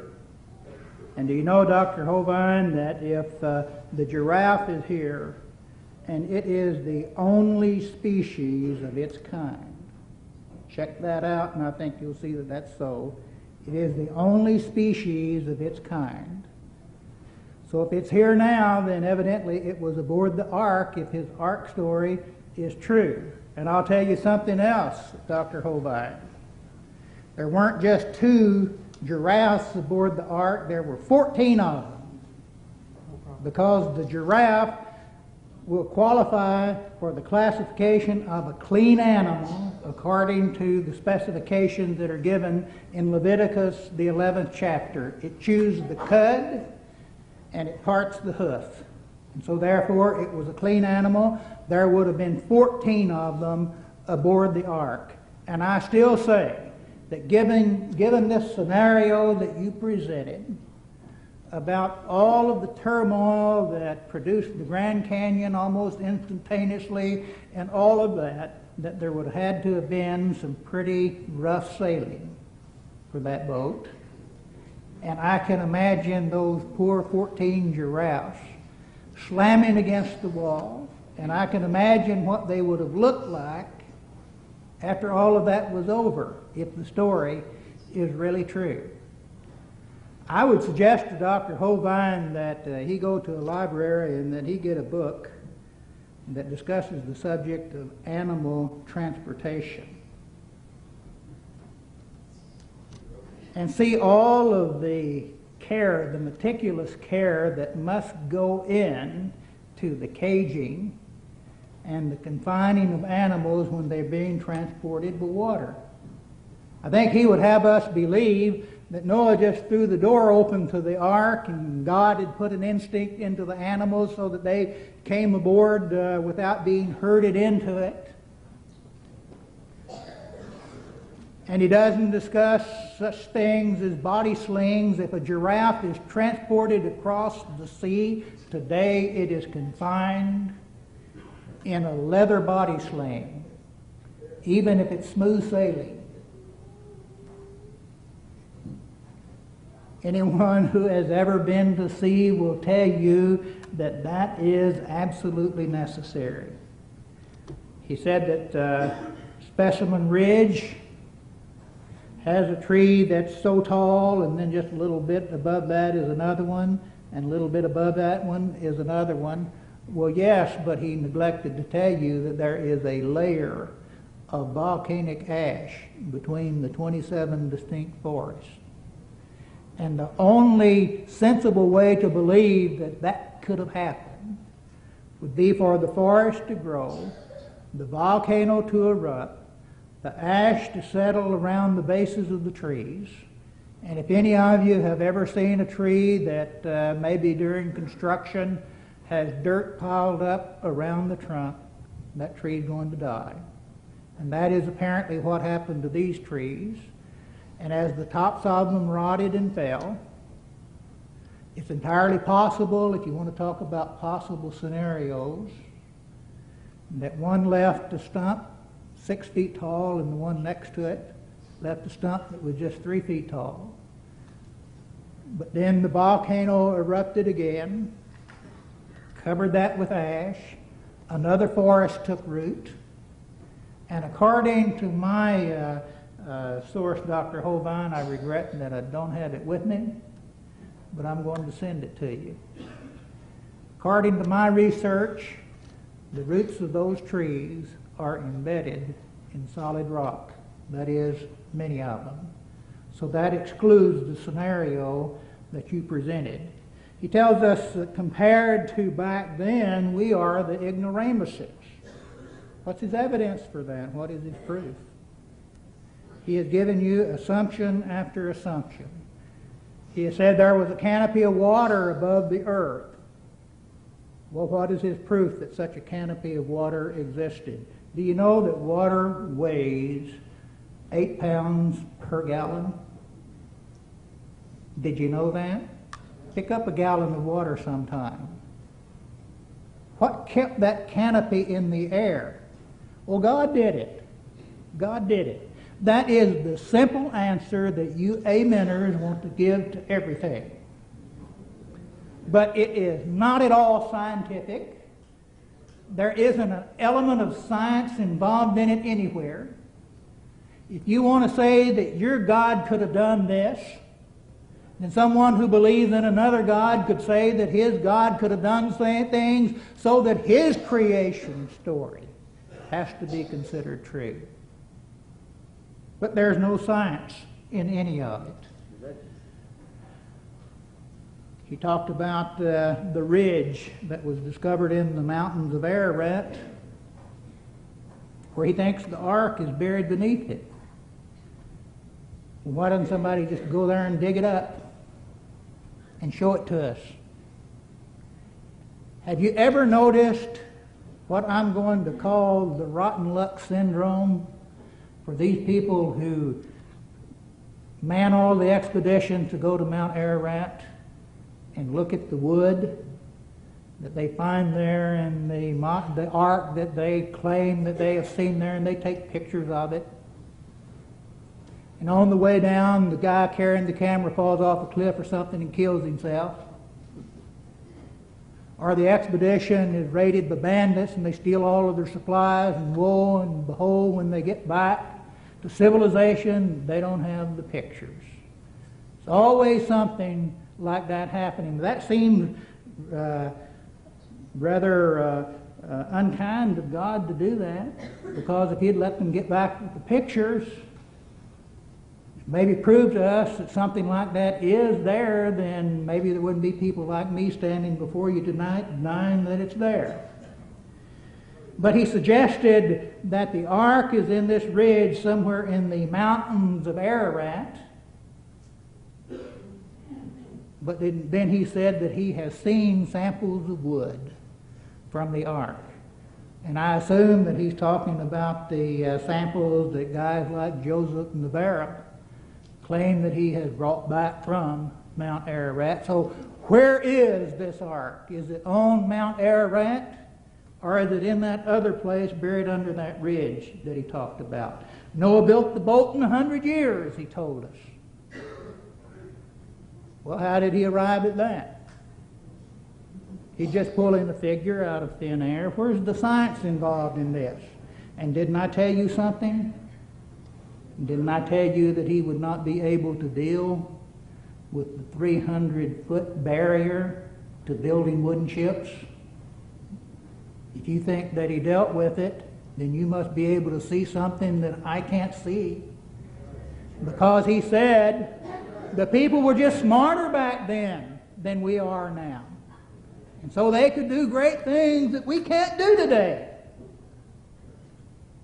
Where is his evidence of that? Where is his proof of that? It's entirely speculation. And I'm going to read his proposition to you again. This is what he agreed to affirm.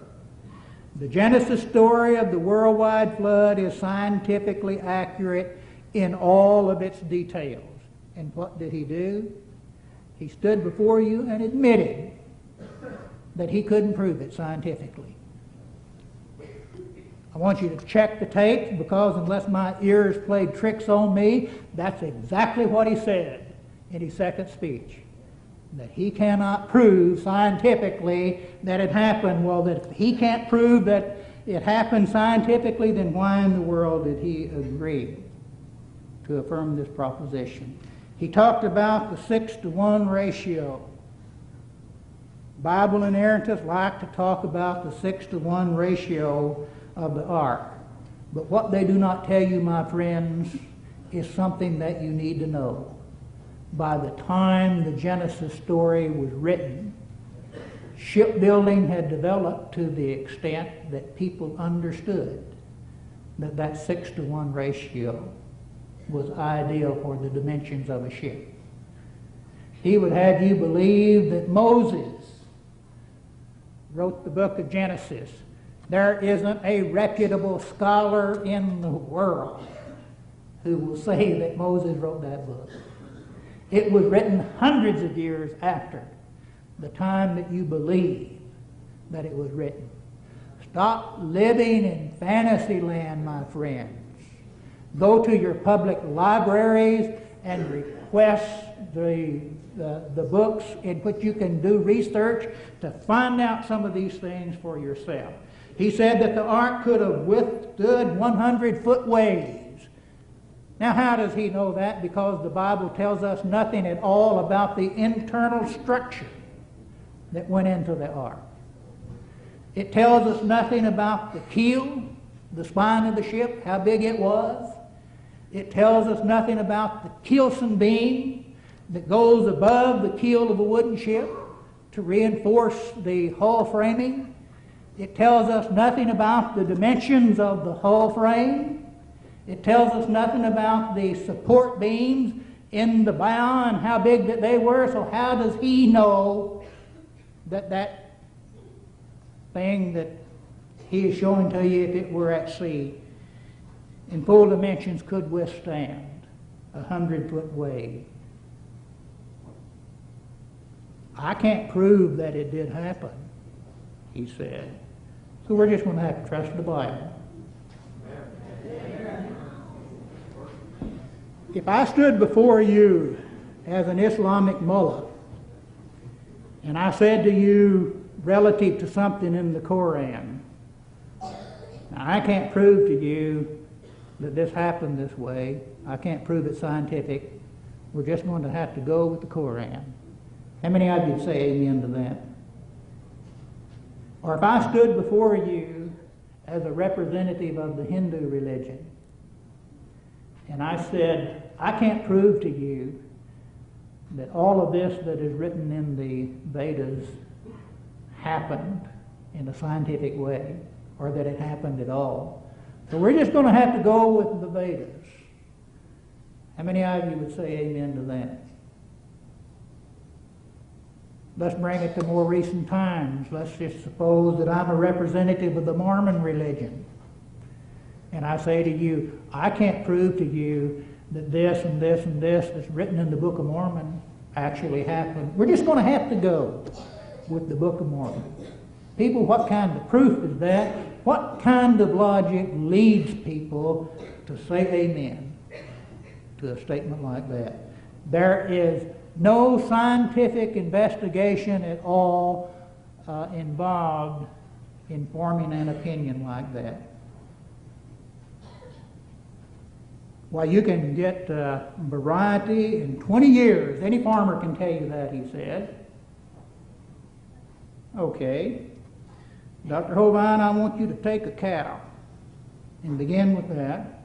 We'll let you have a bull too. And by the way, you know, I wondered what farmer going into the dairy business or the beef breeding business would buy 7 cows and 7 bulls. Why not 13 cows and 1 bull? Why not 13 sheep and 1 ram? Why take along 7 males and 7 females of the clean animals? I don't know, maybe God wanted these animals to be monogamous. But no animal breeder would be stupid enough to make that kind of investment if he wanted to begin a cattle breeding industry. But anyway, getting back to what I started to say, Dr. Hovind, I'm going to suggest that you take a cow and a bull, and in 20 years you come up with a sheep. Or you take a ewe and you take a ram, and in 20 years you come up with a cow. Those of you who are saying amen to all of these things that he's presenting to you, you need to understand exactly what he's saying. 1 bovine kind, or that is, it would be 14 bovine kind were taken aboard the ark. And from that we get goats, we get sheep, we get bison, we get buffalo, we get all of the bovines today. And all that happened within 5,000 years. Someone came up to me during the break and asked me a question that relates to this, and so I'm going to introduce it here. If Noah's family were the only humans who survived the flood, then how do we explain the racial variety that exists on the earth today? Are we to believe that that happened within the space of just 5,000 years? That the black races in Africa developed, the Asian races developed, the Caucasian races developed, the brown races of North and South America, that all of these developed within the space of 5,000 years. If he's not careful, he's going to talk himself out of a job, because he tours the country speaking about creation science, and I say again, there isn't an evolutionist on the face of the earth who would stand before you and say that diversity like that could happen that rapidly. Well, he wanted to know if humans today could build a pyramid. He doesn't seem to think that we could do it.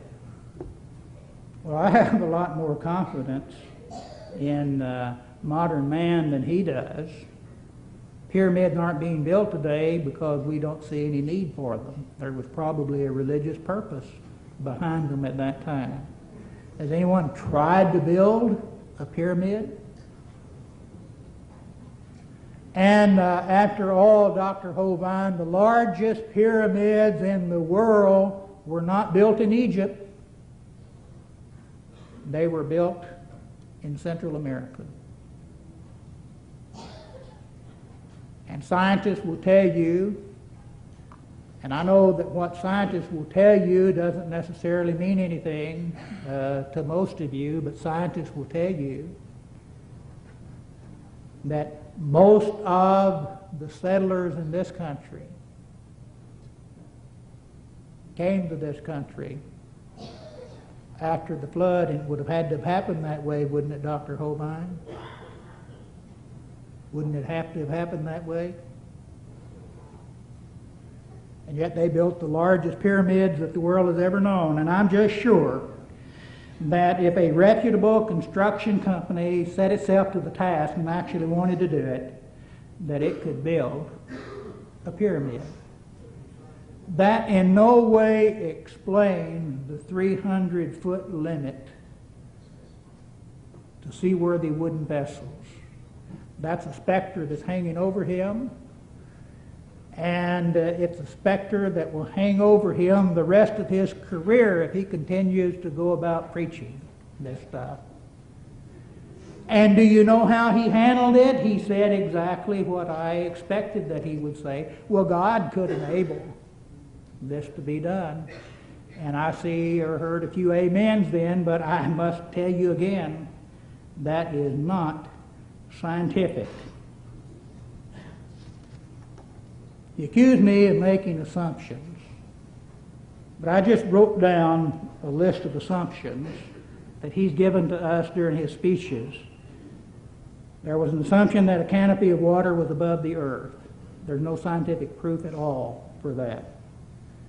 There is an assumption on his part that the earth was level and the mountains rose after the flood.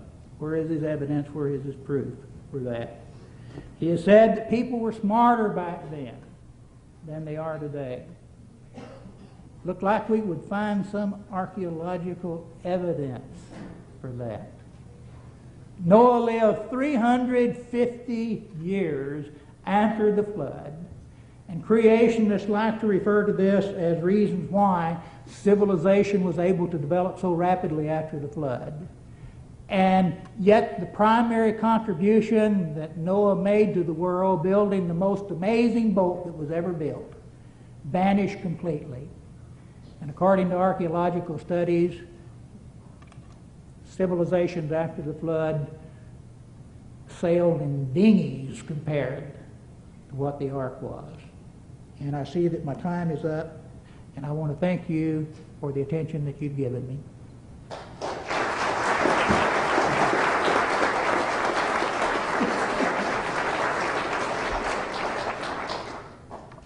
very much, Mr. Till. I've had a difficult job up here. I don't know how much of the last second round I have heard, but I have been sorting through these questions, and I want to say tonight I have done my best to be as objective and fair as I can here. They are good questions. I wish we had time to get to each and every one of them, but we simply do not. Here is the format for the third round of question and answer.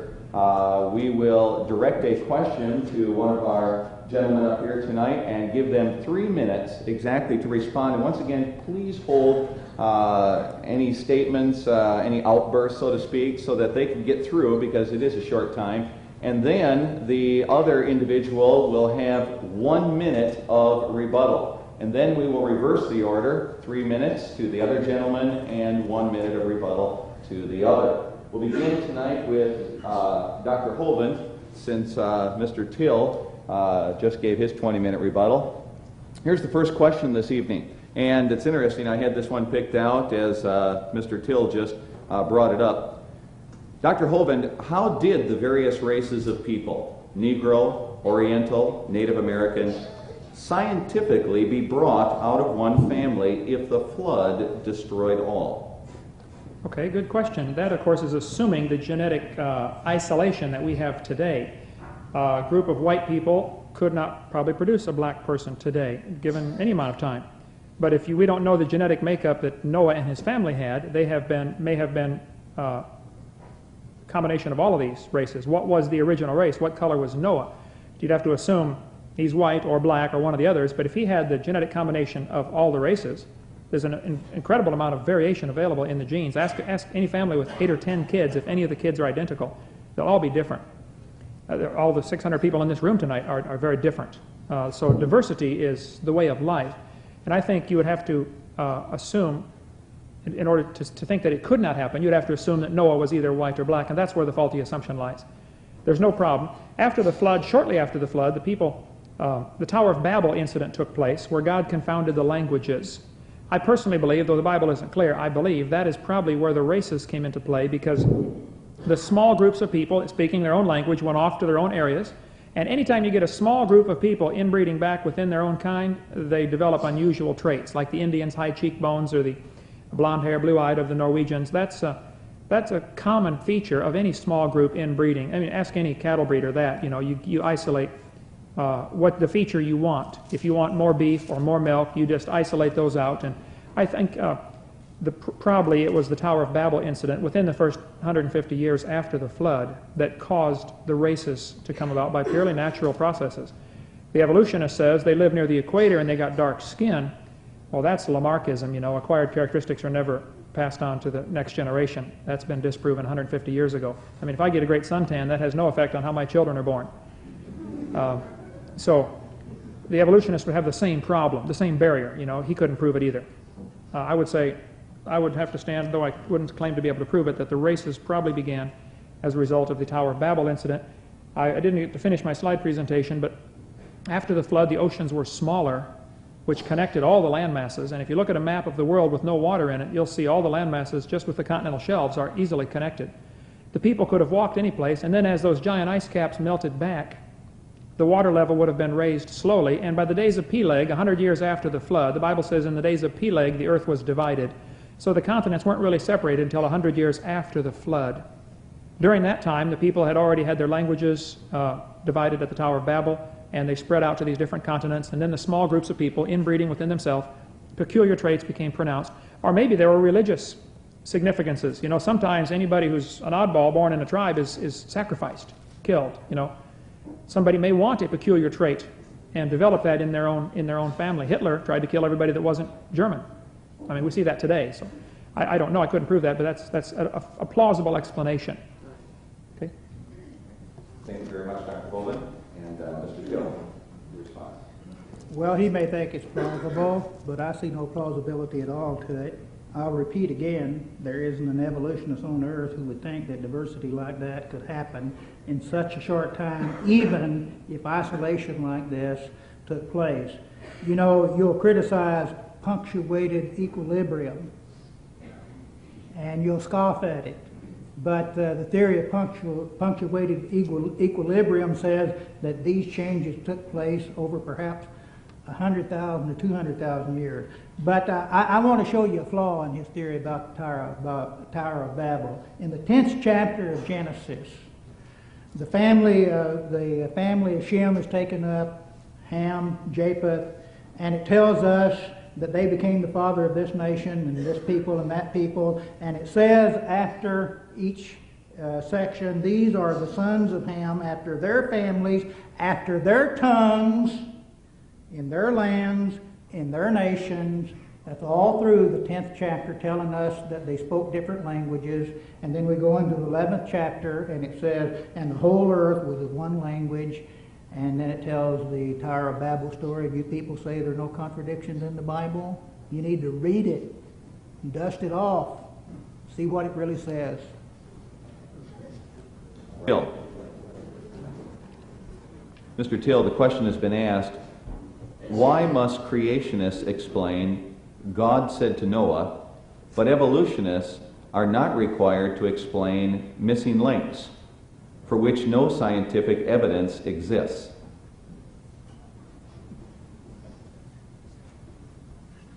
Well, that doesn't really relate to the flood, but I'll be glad to give my answer to that. There are no missing links. What were the Australopithecines? Have you people ever heard of the Australopithecines? Fossils that have been found. They're not human, but they're not apes either. They're somewhere in between.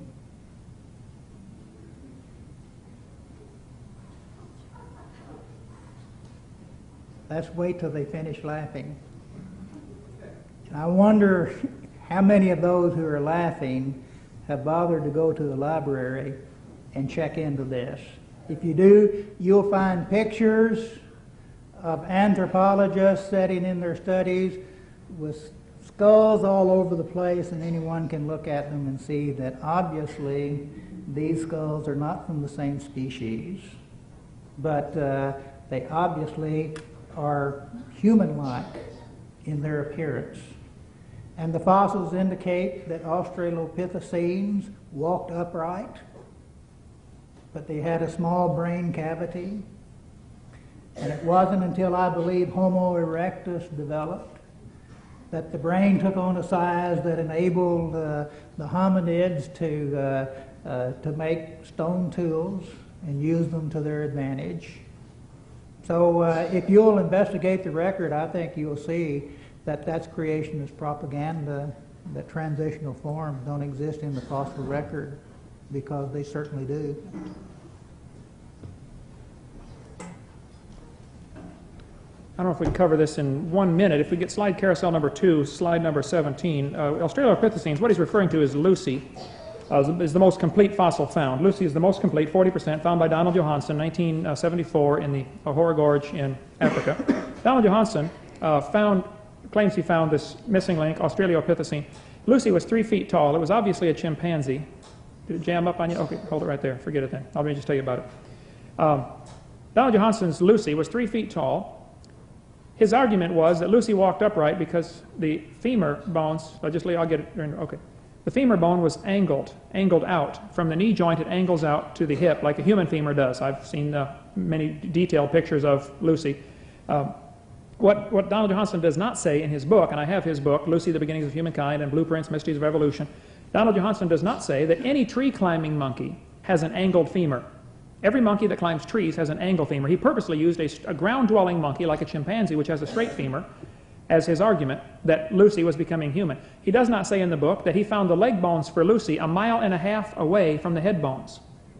The leg bones were 200 feet deeper in a different layer of strata.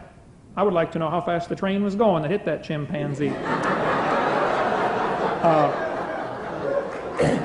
His missing link argument, he is misinformed. I challenge you to read the quote book on the back table out there, the revised quote book. Ask any intelligent evolutionist if they really have any missing links. They'll say, no, sorry, we're still looking for them. See, the whole chain is missing. Okay.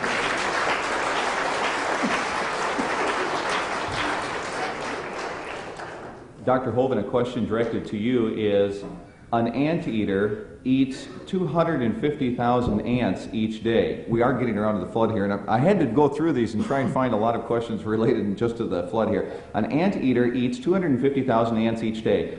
On the day that the animals left the ark, what did the anteater eat? Well, again, you're going back to the assumption that all the animals as they are today is the way they were before the flood. And the Bible teaches a very different story. Since this is about the scriptural account, the scripture says all the animals were vegetarian before the flood. That's what it says, Genesis 1, 29 and 30.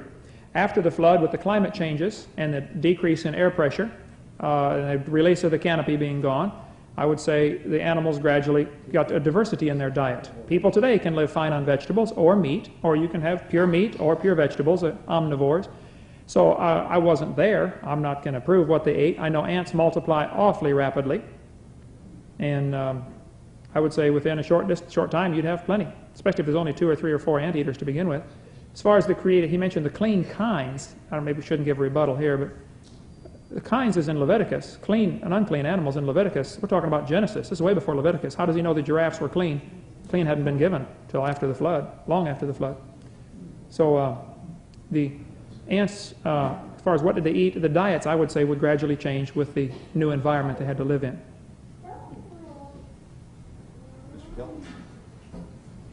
Well, one thing that I'm learning is that there is a lot of difference in opinion among the creationists, because the creationists will take a situation as it exists today. I believe the Pronuba moth and the Yuma plant is one of their favorite illustrations. The two are dependent upon each other in a way that I don't have time to explain. And the creationists will argue, aha, you see, if they had not been created instantaneously, then neither one of them would be here today, because the moth couldn't have waited for the Yuma plant to evolve, and the Yuma plant couldn't have waited for the moth to evolve. You see, they want to play both sides of it. When there is an issue like that that seems to dispute their side of it, about anteaters having to have 250,000 ants today, they say, oh, well, we don't know that that's what they ate back then. All right. We're going to go till roughly somewhere in the neighborhood of 8:45 here, but this next question is to Mr. Till. I'm going to combine two questions here, as these are very similar. Wouldn't the pitch or the tarry substance used by Noah keep out the water and thereby prevent the problem of warpage, etc., as you described? And to combine that with, what about the width of the boat affecting its ability to keep from warping under pressure?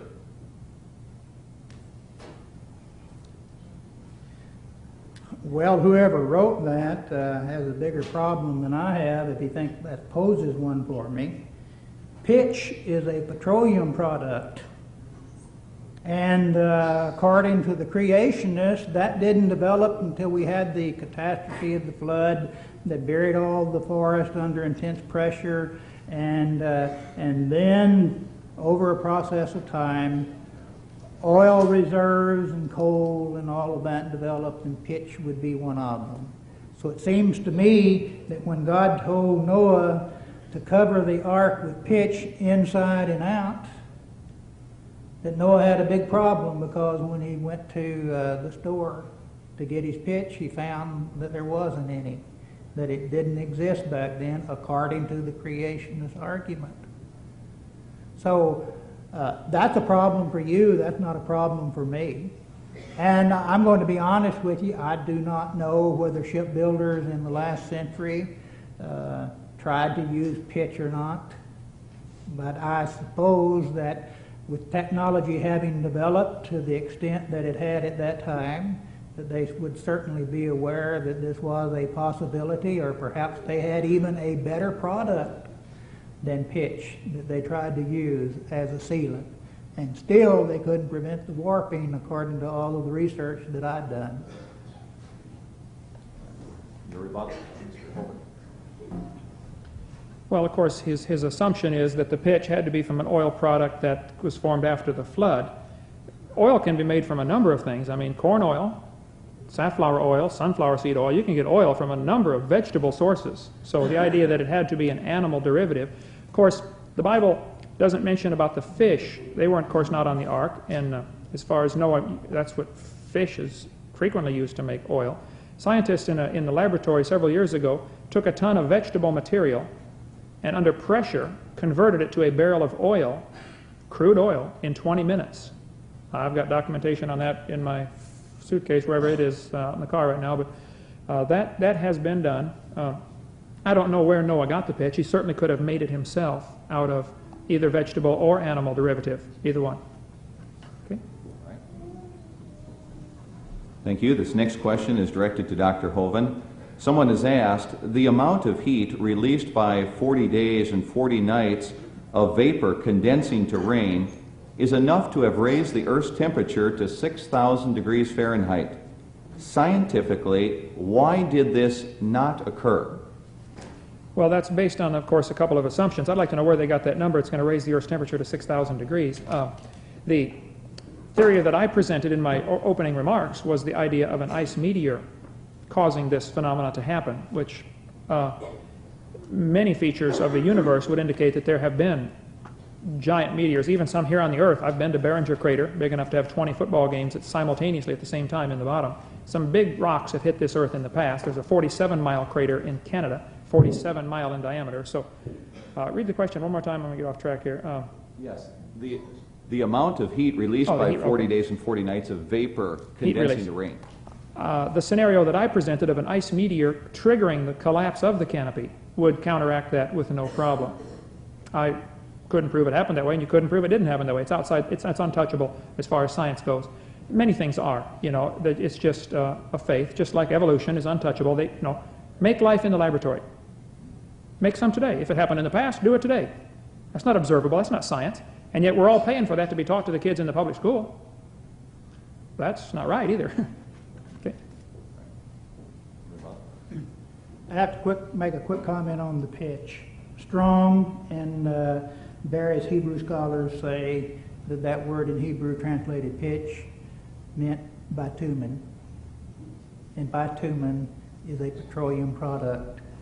I have no idea who wrote this question, but I'm delighted to know that there's someone in the audience who has been thinking about this. Where did that person get the figure? Well, I don't know where the person got the figure, but I have an article with me, Physical Constraints on the Noachian Deluge. It was published in the Journal of Geological Education in 1983. I have it with me, and you can look at it, and it discusses in detail how that when water vapor condenses into rain, it releases energy. It tells you how much energy would have been released by the condensation of 1 kilogram of water. And it proceeds from there to show how that the temperature of the earth during a rain like that, which is described in the Bible, would have reached 3,500 degrees centigrade, 6,400 degrees Fahrenheit. At that time, the earth would have been the second hottest object in our solar system. Now that's scientific. All right. The next question is directed to Mr. Till. Scientists have now found plant life growing at the Mount St. Helens site where volcanic ash sits since 10 years ago. Have you a comment on this, since you alluded to the great extent of time required for plant life to develop on volcanic ash? Now, I believe if whoever said that will check the facts, they'll see that plant life is growing where there was the mudslide, but where there is a strict bed of lava, that it takes about 200 years for it to decay into a soil that plants can grow in. And, you might find a plant growing here and there where maybe wind erosion has carried soil. But check that out, and I think you'll see that that is the standard finding in that matter.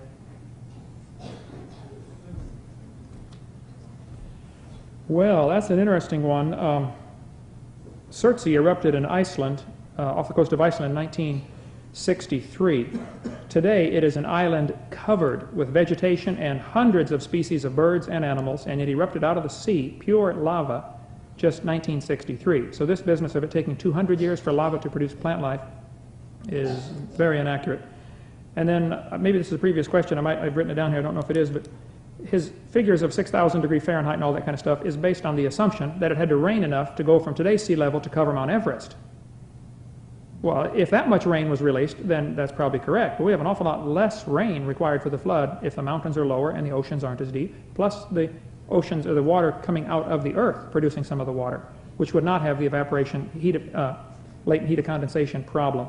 So I don't buy that. I don't think that's a problem at all. And it's certainly not science, as he said, that we can prove it got up to 6,000 degrees for Noah's flood. I would disagree. So plants and things like that growing on lava. The carrots they grow in Alaska that are bigger than baseball bats grow in pure lava and volcanic soil. They do great. And it can happen very rapidly. Surtsey is a classic example to discredit what he just said. All right, thank you. This will be the last question directed to Dr. Hovind, and then it'll be followed up by a question directed to Mr. Till.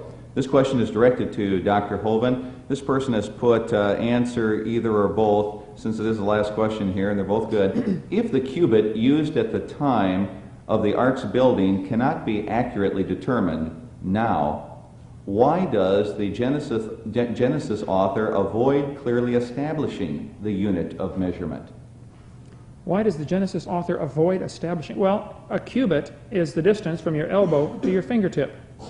Noah had it with him. 2 of them. I mean, why did God need to establish it? God said, Noah, build it 600 or 300 cubits. Well, it's obvious what the cubit was to Noah. There's no need to tell us. I mean, what else could you compare it with? We today use the foot or the yard, which originally were measurements from the fingertip to the nose or the length of a person's foot. Most of our English measurements come from body measurements initially, the inch, the width of the thumb, I believe it was, or the span. So I see no problem at all with the cubit being. Noah knew what it was. He was carrying it around. Okay? I'm going to surprise you, Dr. Hovind, and say I basically agree with what you say. I believe it was originally decided that a foot was the length of a certain king's foot. Right. And I don't remember exactly who that was, but of course his foot would have been longer than someone else's or shorter than someone else's. And so from here to here would vary from person to person. But scholars agree that it was about 18 inches. And about the lava bed, I don't believe there is a forest growing on that volcanic island now, is there, Dr. Hovind? And we're talking about the volcanic soil decaying to the extent that a forest could take root and grow above the one that was below that layer of volcanic overflow. Then the last question to Mr. Till. Can you prove scientifically that there was enough variation in the barometric pressure in the flood days to produce strong winds in order to damage the ark? No, I can't prove that, but I'm simply taking their scenario. When I say their scenario, I mean the scenario of the creation scientists. And I just wish some of you people who are amening practically everything that Dr. Hovind is saying would take the time to study some of that literature. They describe volcanic eruptions everywhere, winds and hurricanes of violent force. That is their scenario. And I'm simply suggesting to you that if they're going to use this to explain how perhaps a layer of rock could be folded like he showed to us, instead of accepting the fact that maybe this was caused by the pressure of continental drift, if he's going to accept that as an explanation for geological phenomena that we see today, then he's going to have to explain to us how the ark could have withstood forces unlike anything that any ship ever experienced before. And if he's going to be scientific about it, he's going to have to do more than say, well, they were smarter back then than we are now. Read the question one more time, if you would, please. Yes, sir. The question was, can you prove scientifically that there was enough variation in the barometric pressure in the flood days to produce strong winds to damage the ark? Right. Here you are with a case of proving a negative. Cannot be done. Can you prove it didn't happen that way? Mr. Till has not proven that the scriptural account is impossible scientifically, I don't believe. I think I gave a scenario that it could have happened. I think with the, as far as the size of the ark, that seems to be his primary objection, that you cannot build a boat. We have boats an awful lot bigger than 400 feet today made out of steel. If Noah had the technology and the wisdom that we would attribute to a person 600 years old with the ability to talk to his great-great-great-great-great-great-great-great-great-grandfather and everybody in between, I think they probably had unbelievable technology that we're not aware of. Some unusual features are found. And so a hammer was found with dinosaur bones and footprints in Glen Rose, Texas, a stainless steel type hammer that can only be built under double atmospheric pressure. So I think they had a lot of technology, and they we tend to get in the evolutionary mindset of we're advanced, they're dumb. The atheists have the very same mindset. Atheism is good, we are smart, fundamental Bible believers are dumb. That is really what they believe, and it's been portrayed numerous times here tonight. That's the attitude, and I think that needs to be rethought, Mr. Till. Everybody may not be quite as dumb as you give us credit for. Thank you. Gentlemen, we didn't discuss this. Would you like 2 minutes to have closing remarks? It's up to you, gentlemen. You have some closing remarks? Like 2 minutes? Sure, we left a lot of things hanging. That'd be good. Left a lot of things hanging? Okay. We don't want to hang anyone tonight. So we're going to begin with Dr. Hovind, because the last question was directed here to Mr. Till. So Dr. Hovind, if you'd like to take, let's go 2 minutes, if we could. 2 minutes. Okay, great. I've got several pages of things we've really left hanging. He mentioned that water weighs 8 pounds per gallon. What held it up there? I'd like to inform him that clouds are pure water. They obviously are up there. I don't know. I know that real cold ice at 300 or 400 below zero, ice becomes magnetic. You can pick it up with a magnet. And the Earth's magnetic field is declining rapidly. NASA says the half-life of our magnetic field is now about 830 years. We're losing our magnetic strength pretty rapidly. So in Noah's day, the magnetic field may have been 20 to 30 times stronger than it is today. One plausible scenario is that it was an ice barrier, which would be water, like it mentions, only in the frozen form, suspended by the magnetic field. It certainly could have been a canopy, a vapor barrier. Venus and Jupiter are covered with vapor barriers, canopies, and it's extremely hot on the surface of Venus for that reason. Many of the planets have these layers to the atmosphere. The Earth certainly could have had a canopy of water. The Bible says it did. He mentioned the rotten luck syndrome. Why not go dig up the ark and show it to us? Talk about the rotten luck syndrome. Let's find some missing links. Show me how life evolved. Make some in the laboratory for me today.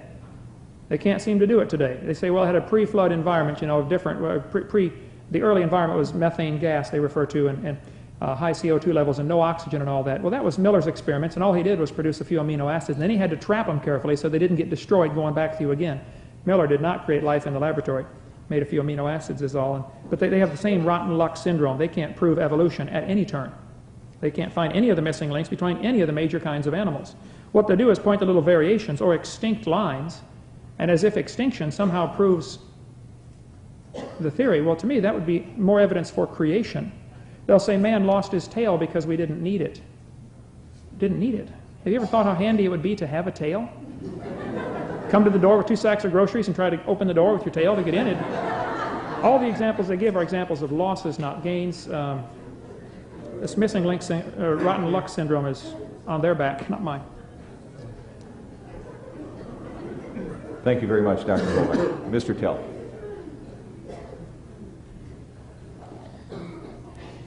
Well, I'm not going to speak about the missing links in the 2 minutes that I have, because except that I'm going to say it's a funny thing to me that a paleontologist like Stephen Jay Gould will spend his lifetime studying fossils.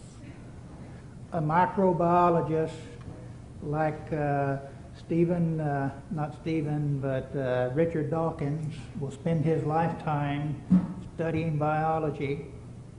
And by the thousands and thousands, they say evolution is the explanation for the diversity on Earth. A man like Dr. Hovind will spend his life reading the Bible, and he'll say creation is the explanation for life on Earth. I would like to take the time to address just how old the Earth is. He wants us to believe that it's about 6,000 years old. I would like for you people to go to the April 1993 issue of Natural History and read an article about the Cosquet Cave in southern France along the Mediterranean Sea, in which Paleolithic art was discovered. Scientists have subjected that art to radiometric dating, which he will scoff at and ridicule because it conflicts with his theory. And they subjected charcoal that was found on the floor of the cave to use in making the outlines of the paintings. And 6 different tests by 6 different studios said that those paintings are as old as 27,800 years. That's a little bit too old for his creationist theory. My time is already up.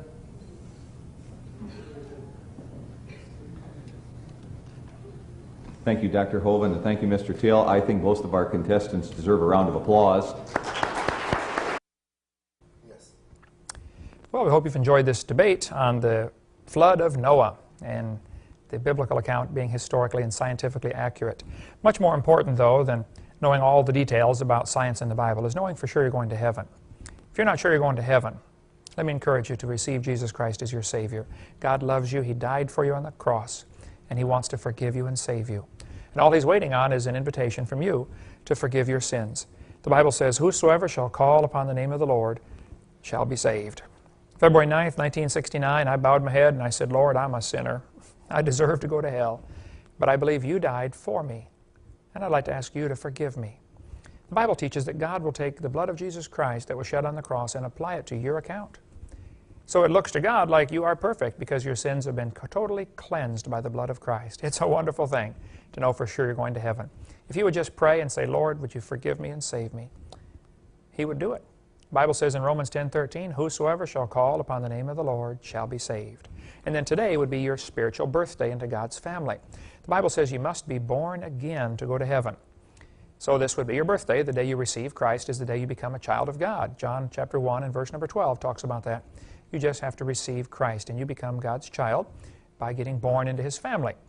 So I'd like to encourage you to do that. If you do, please write and let us know.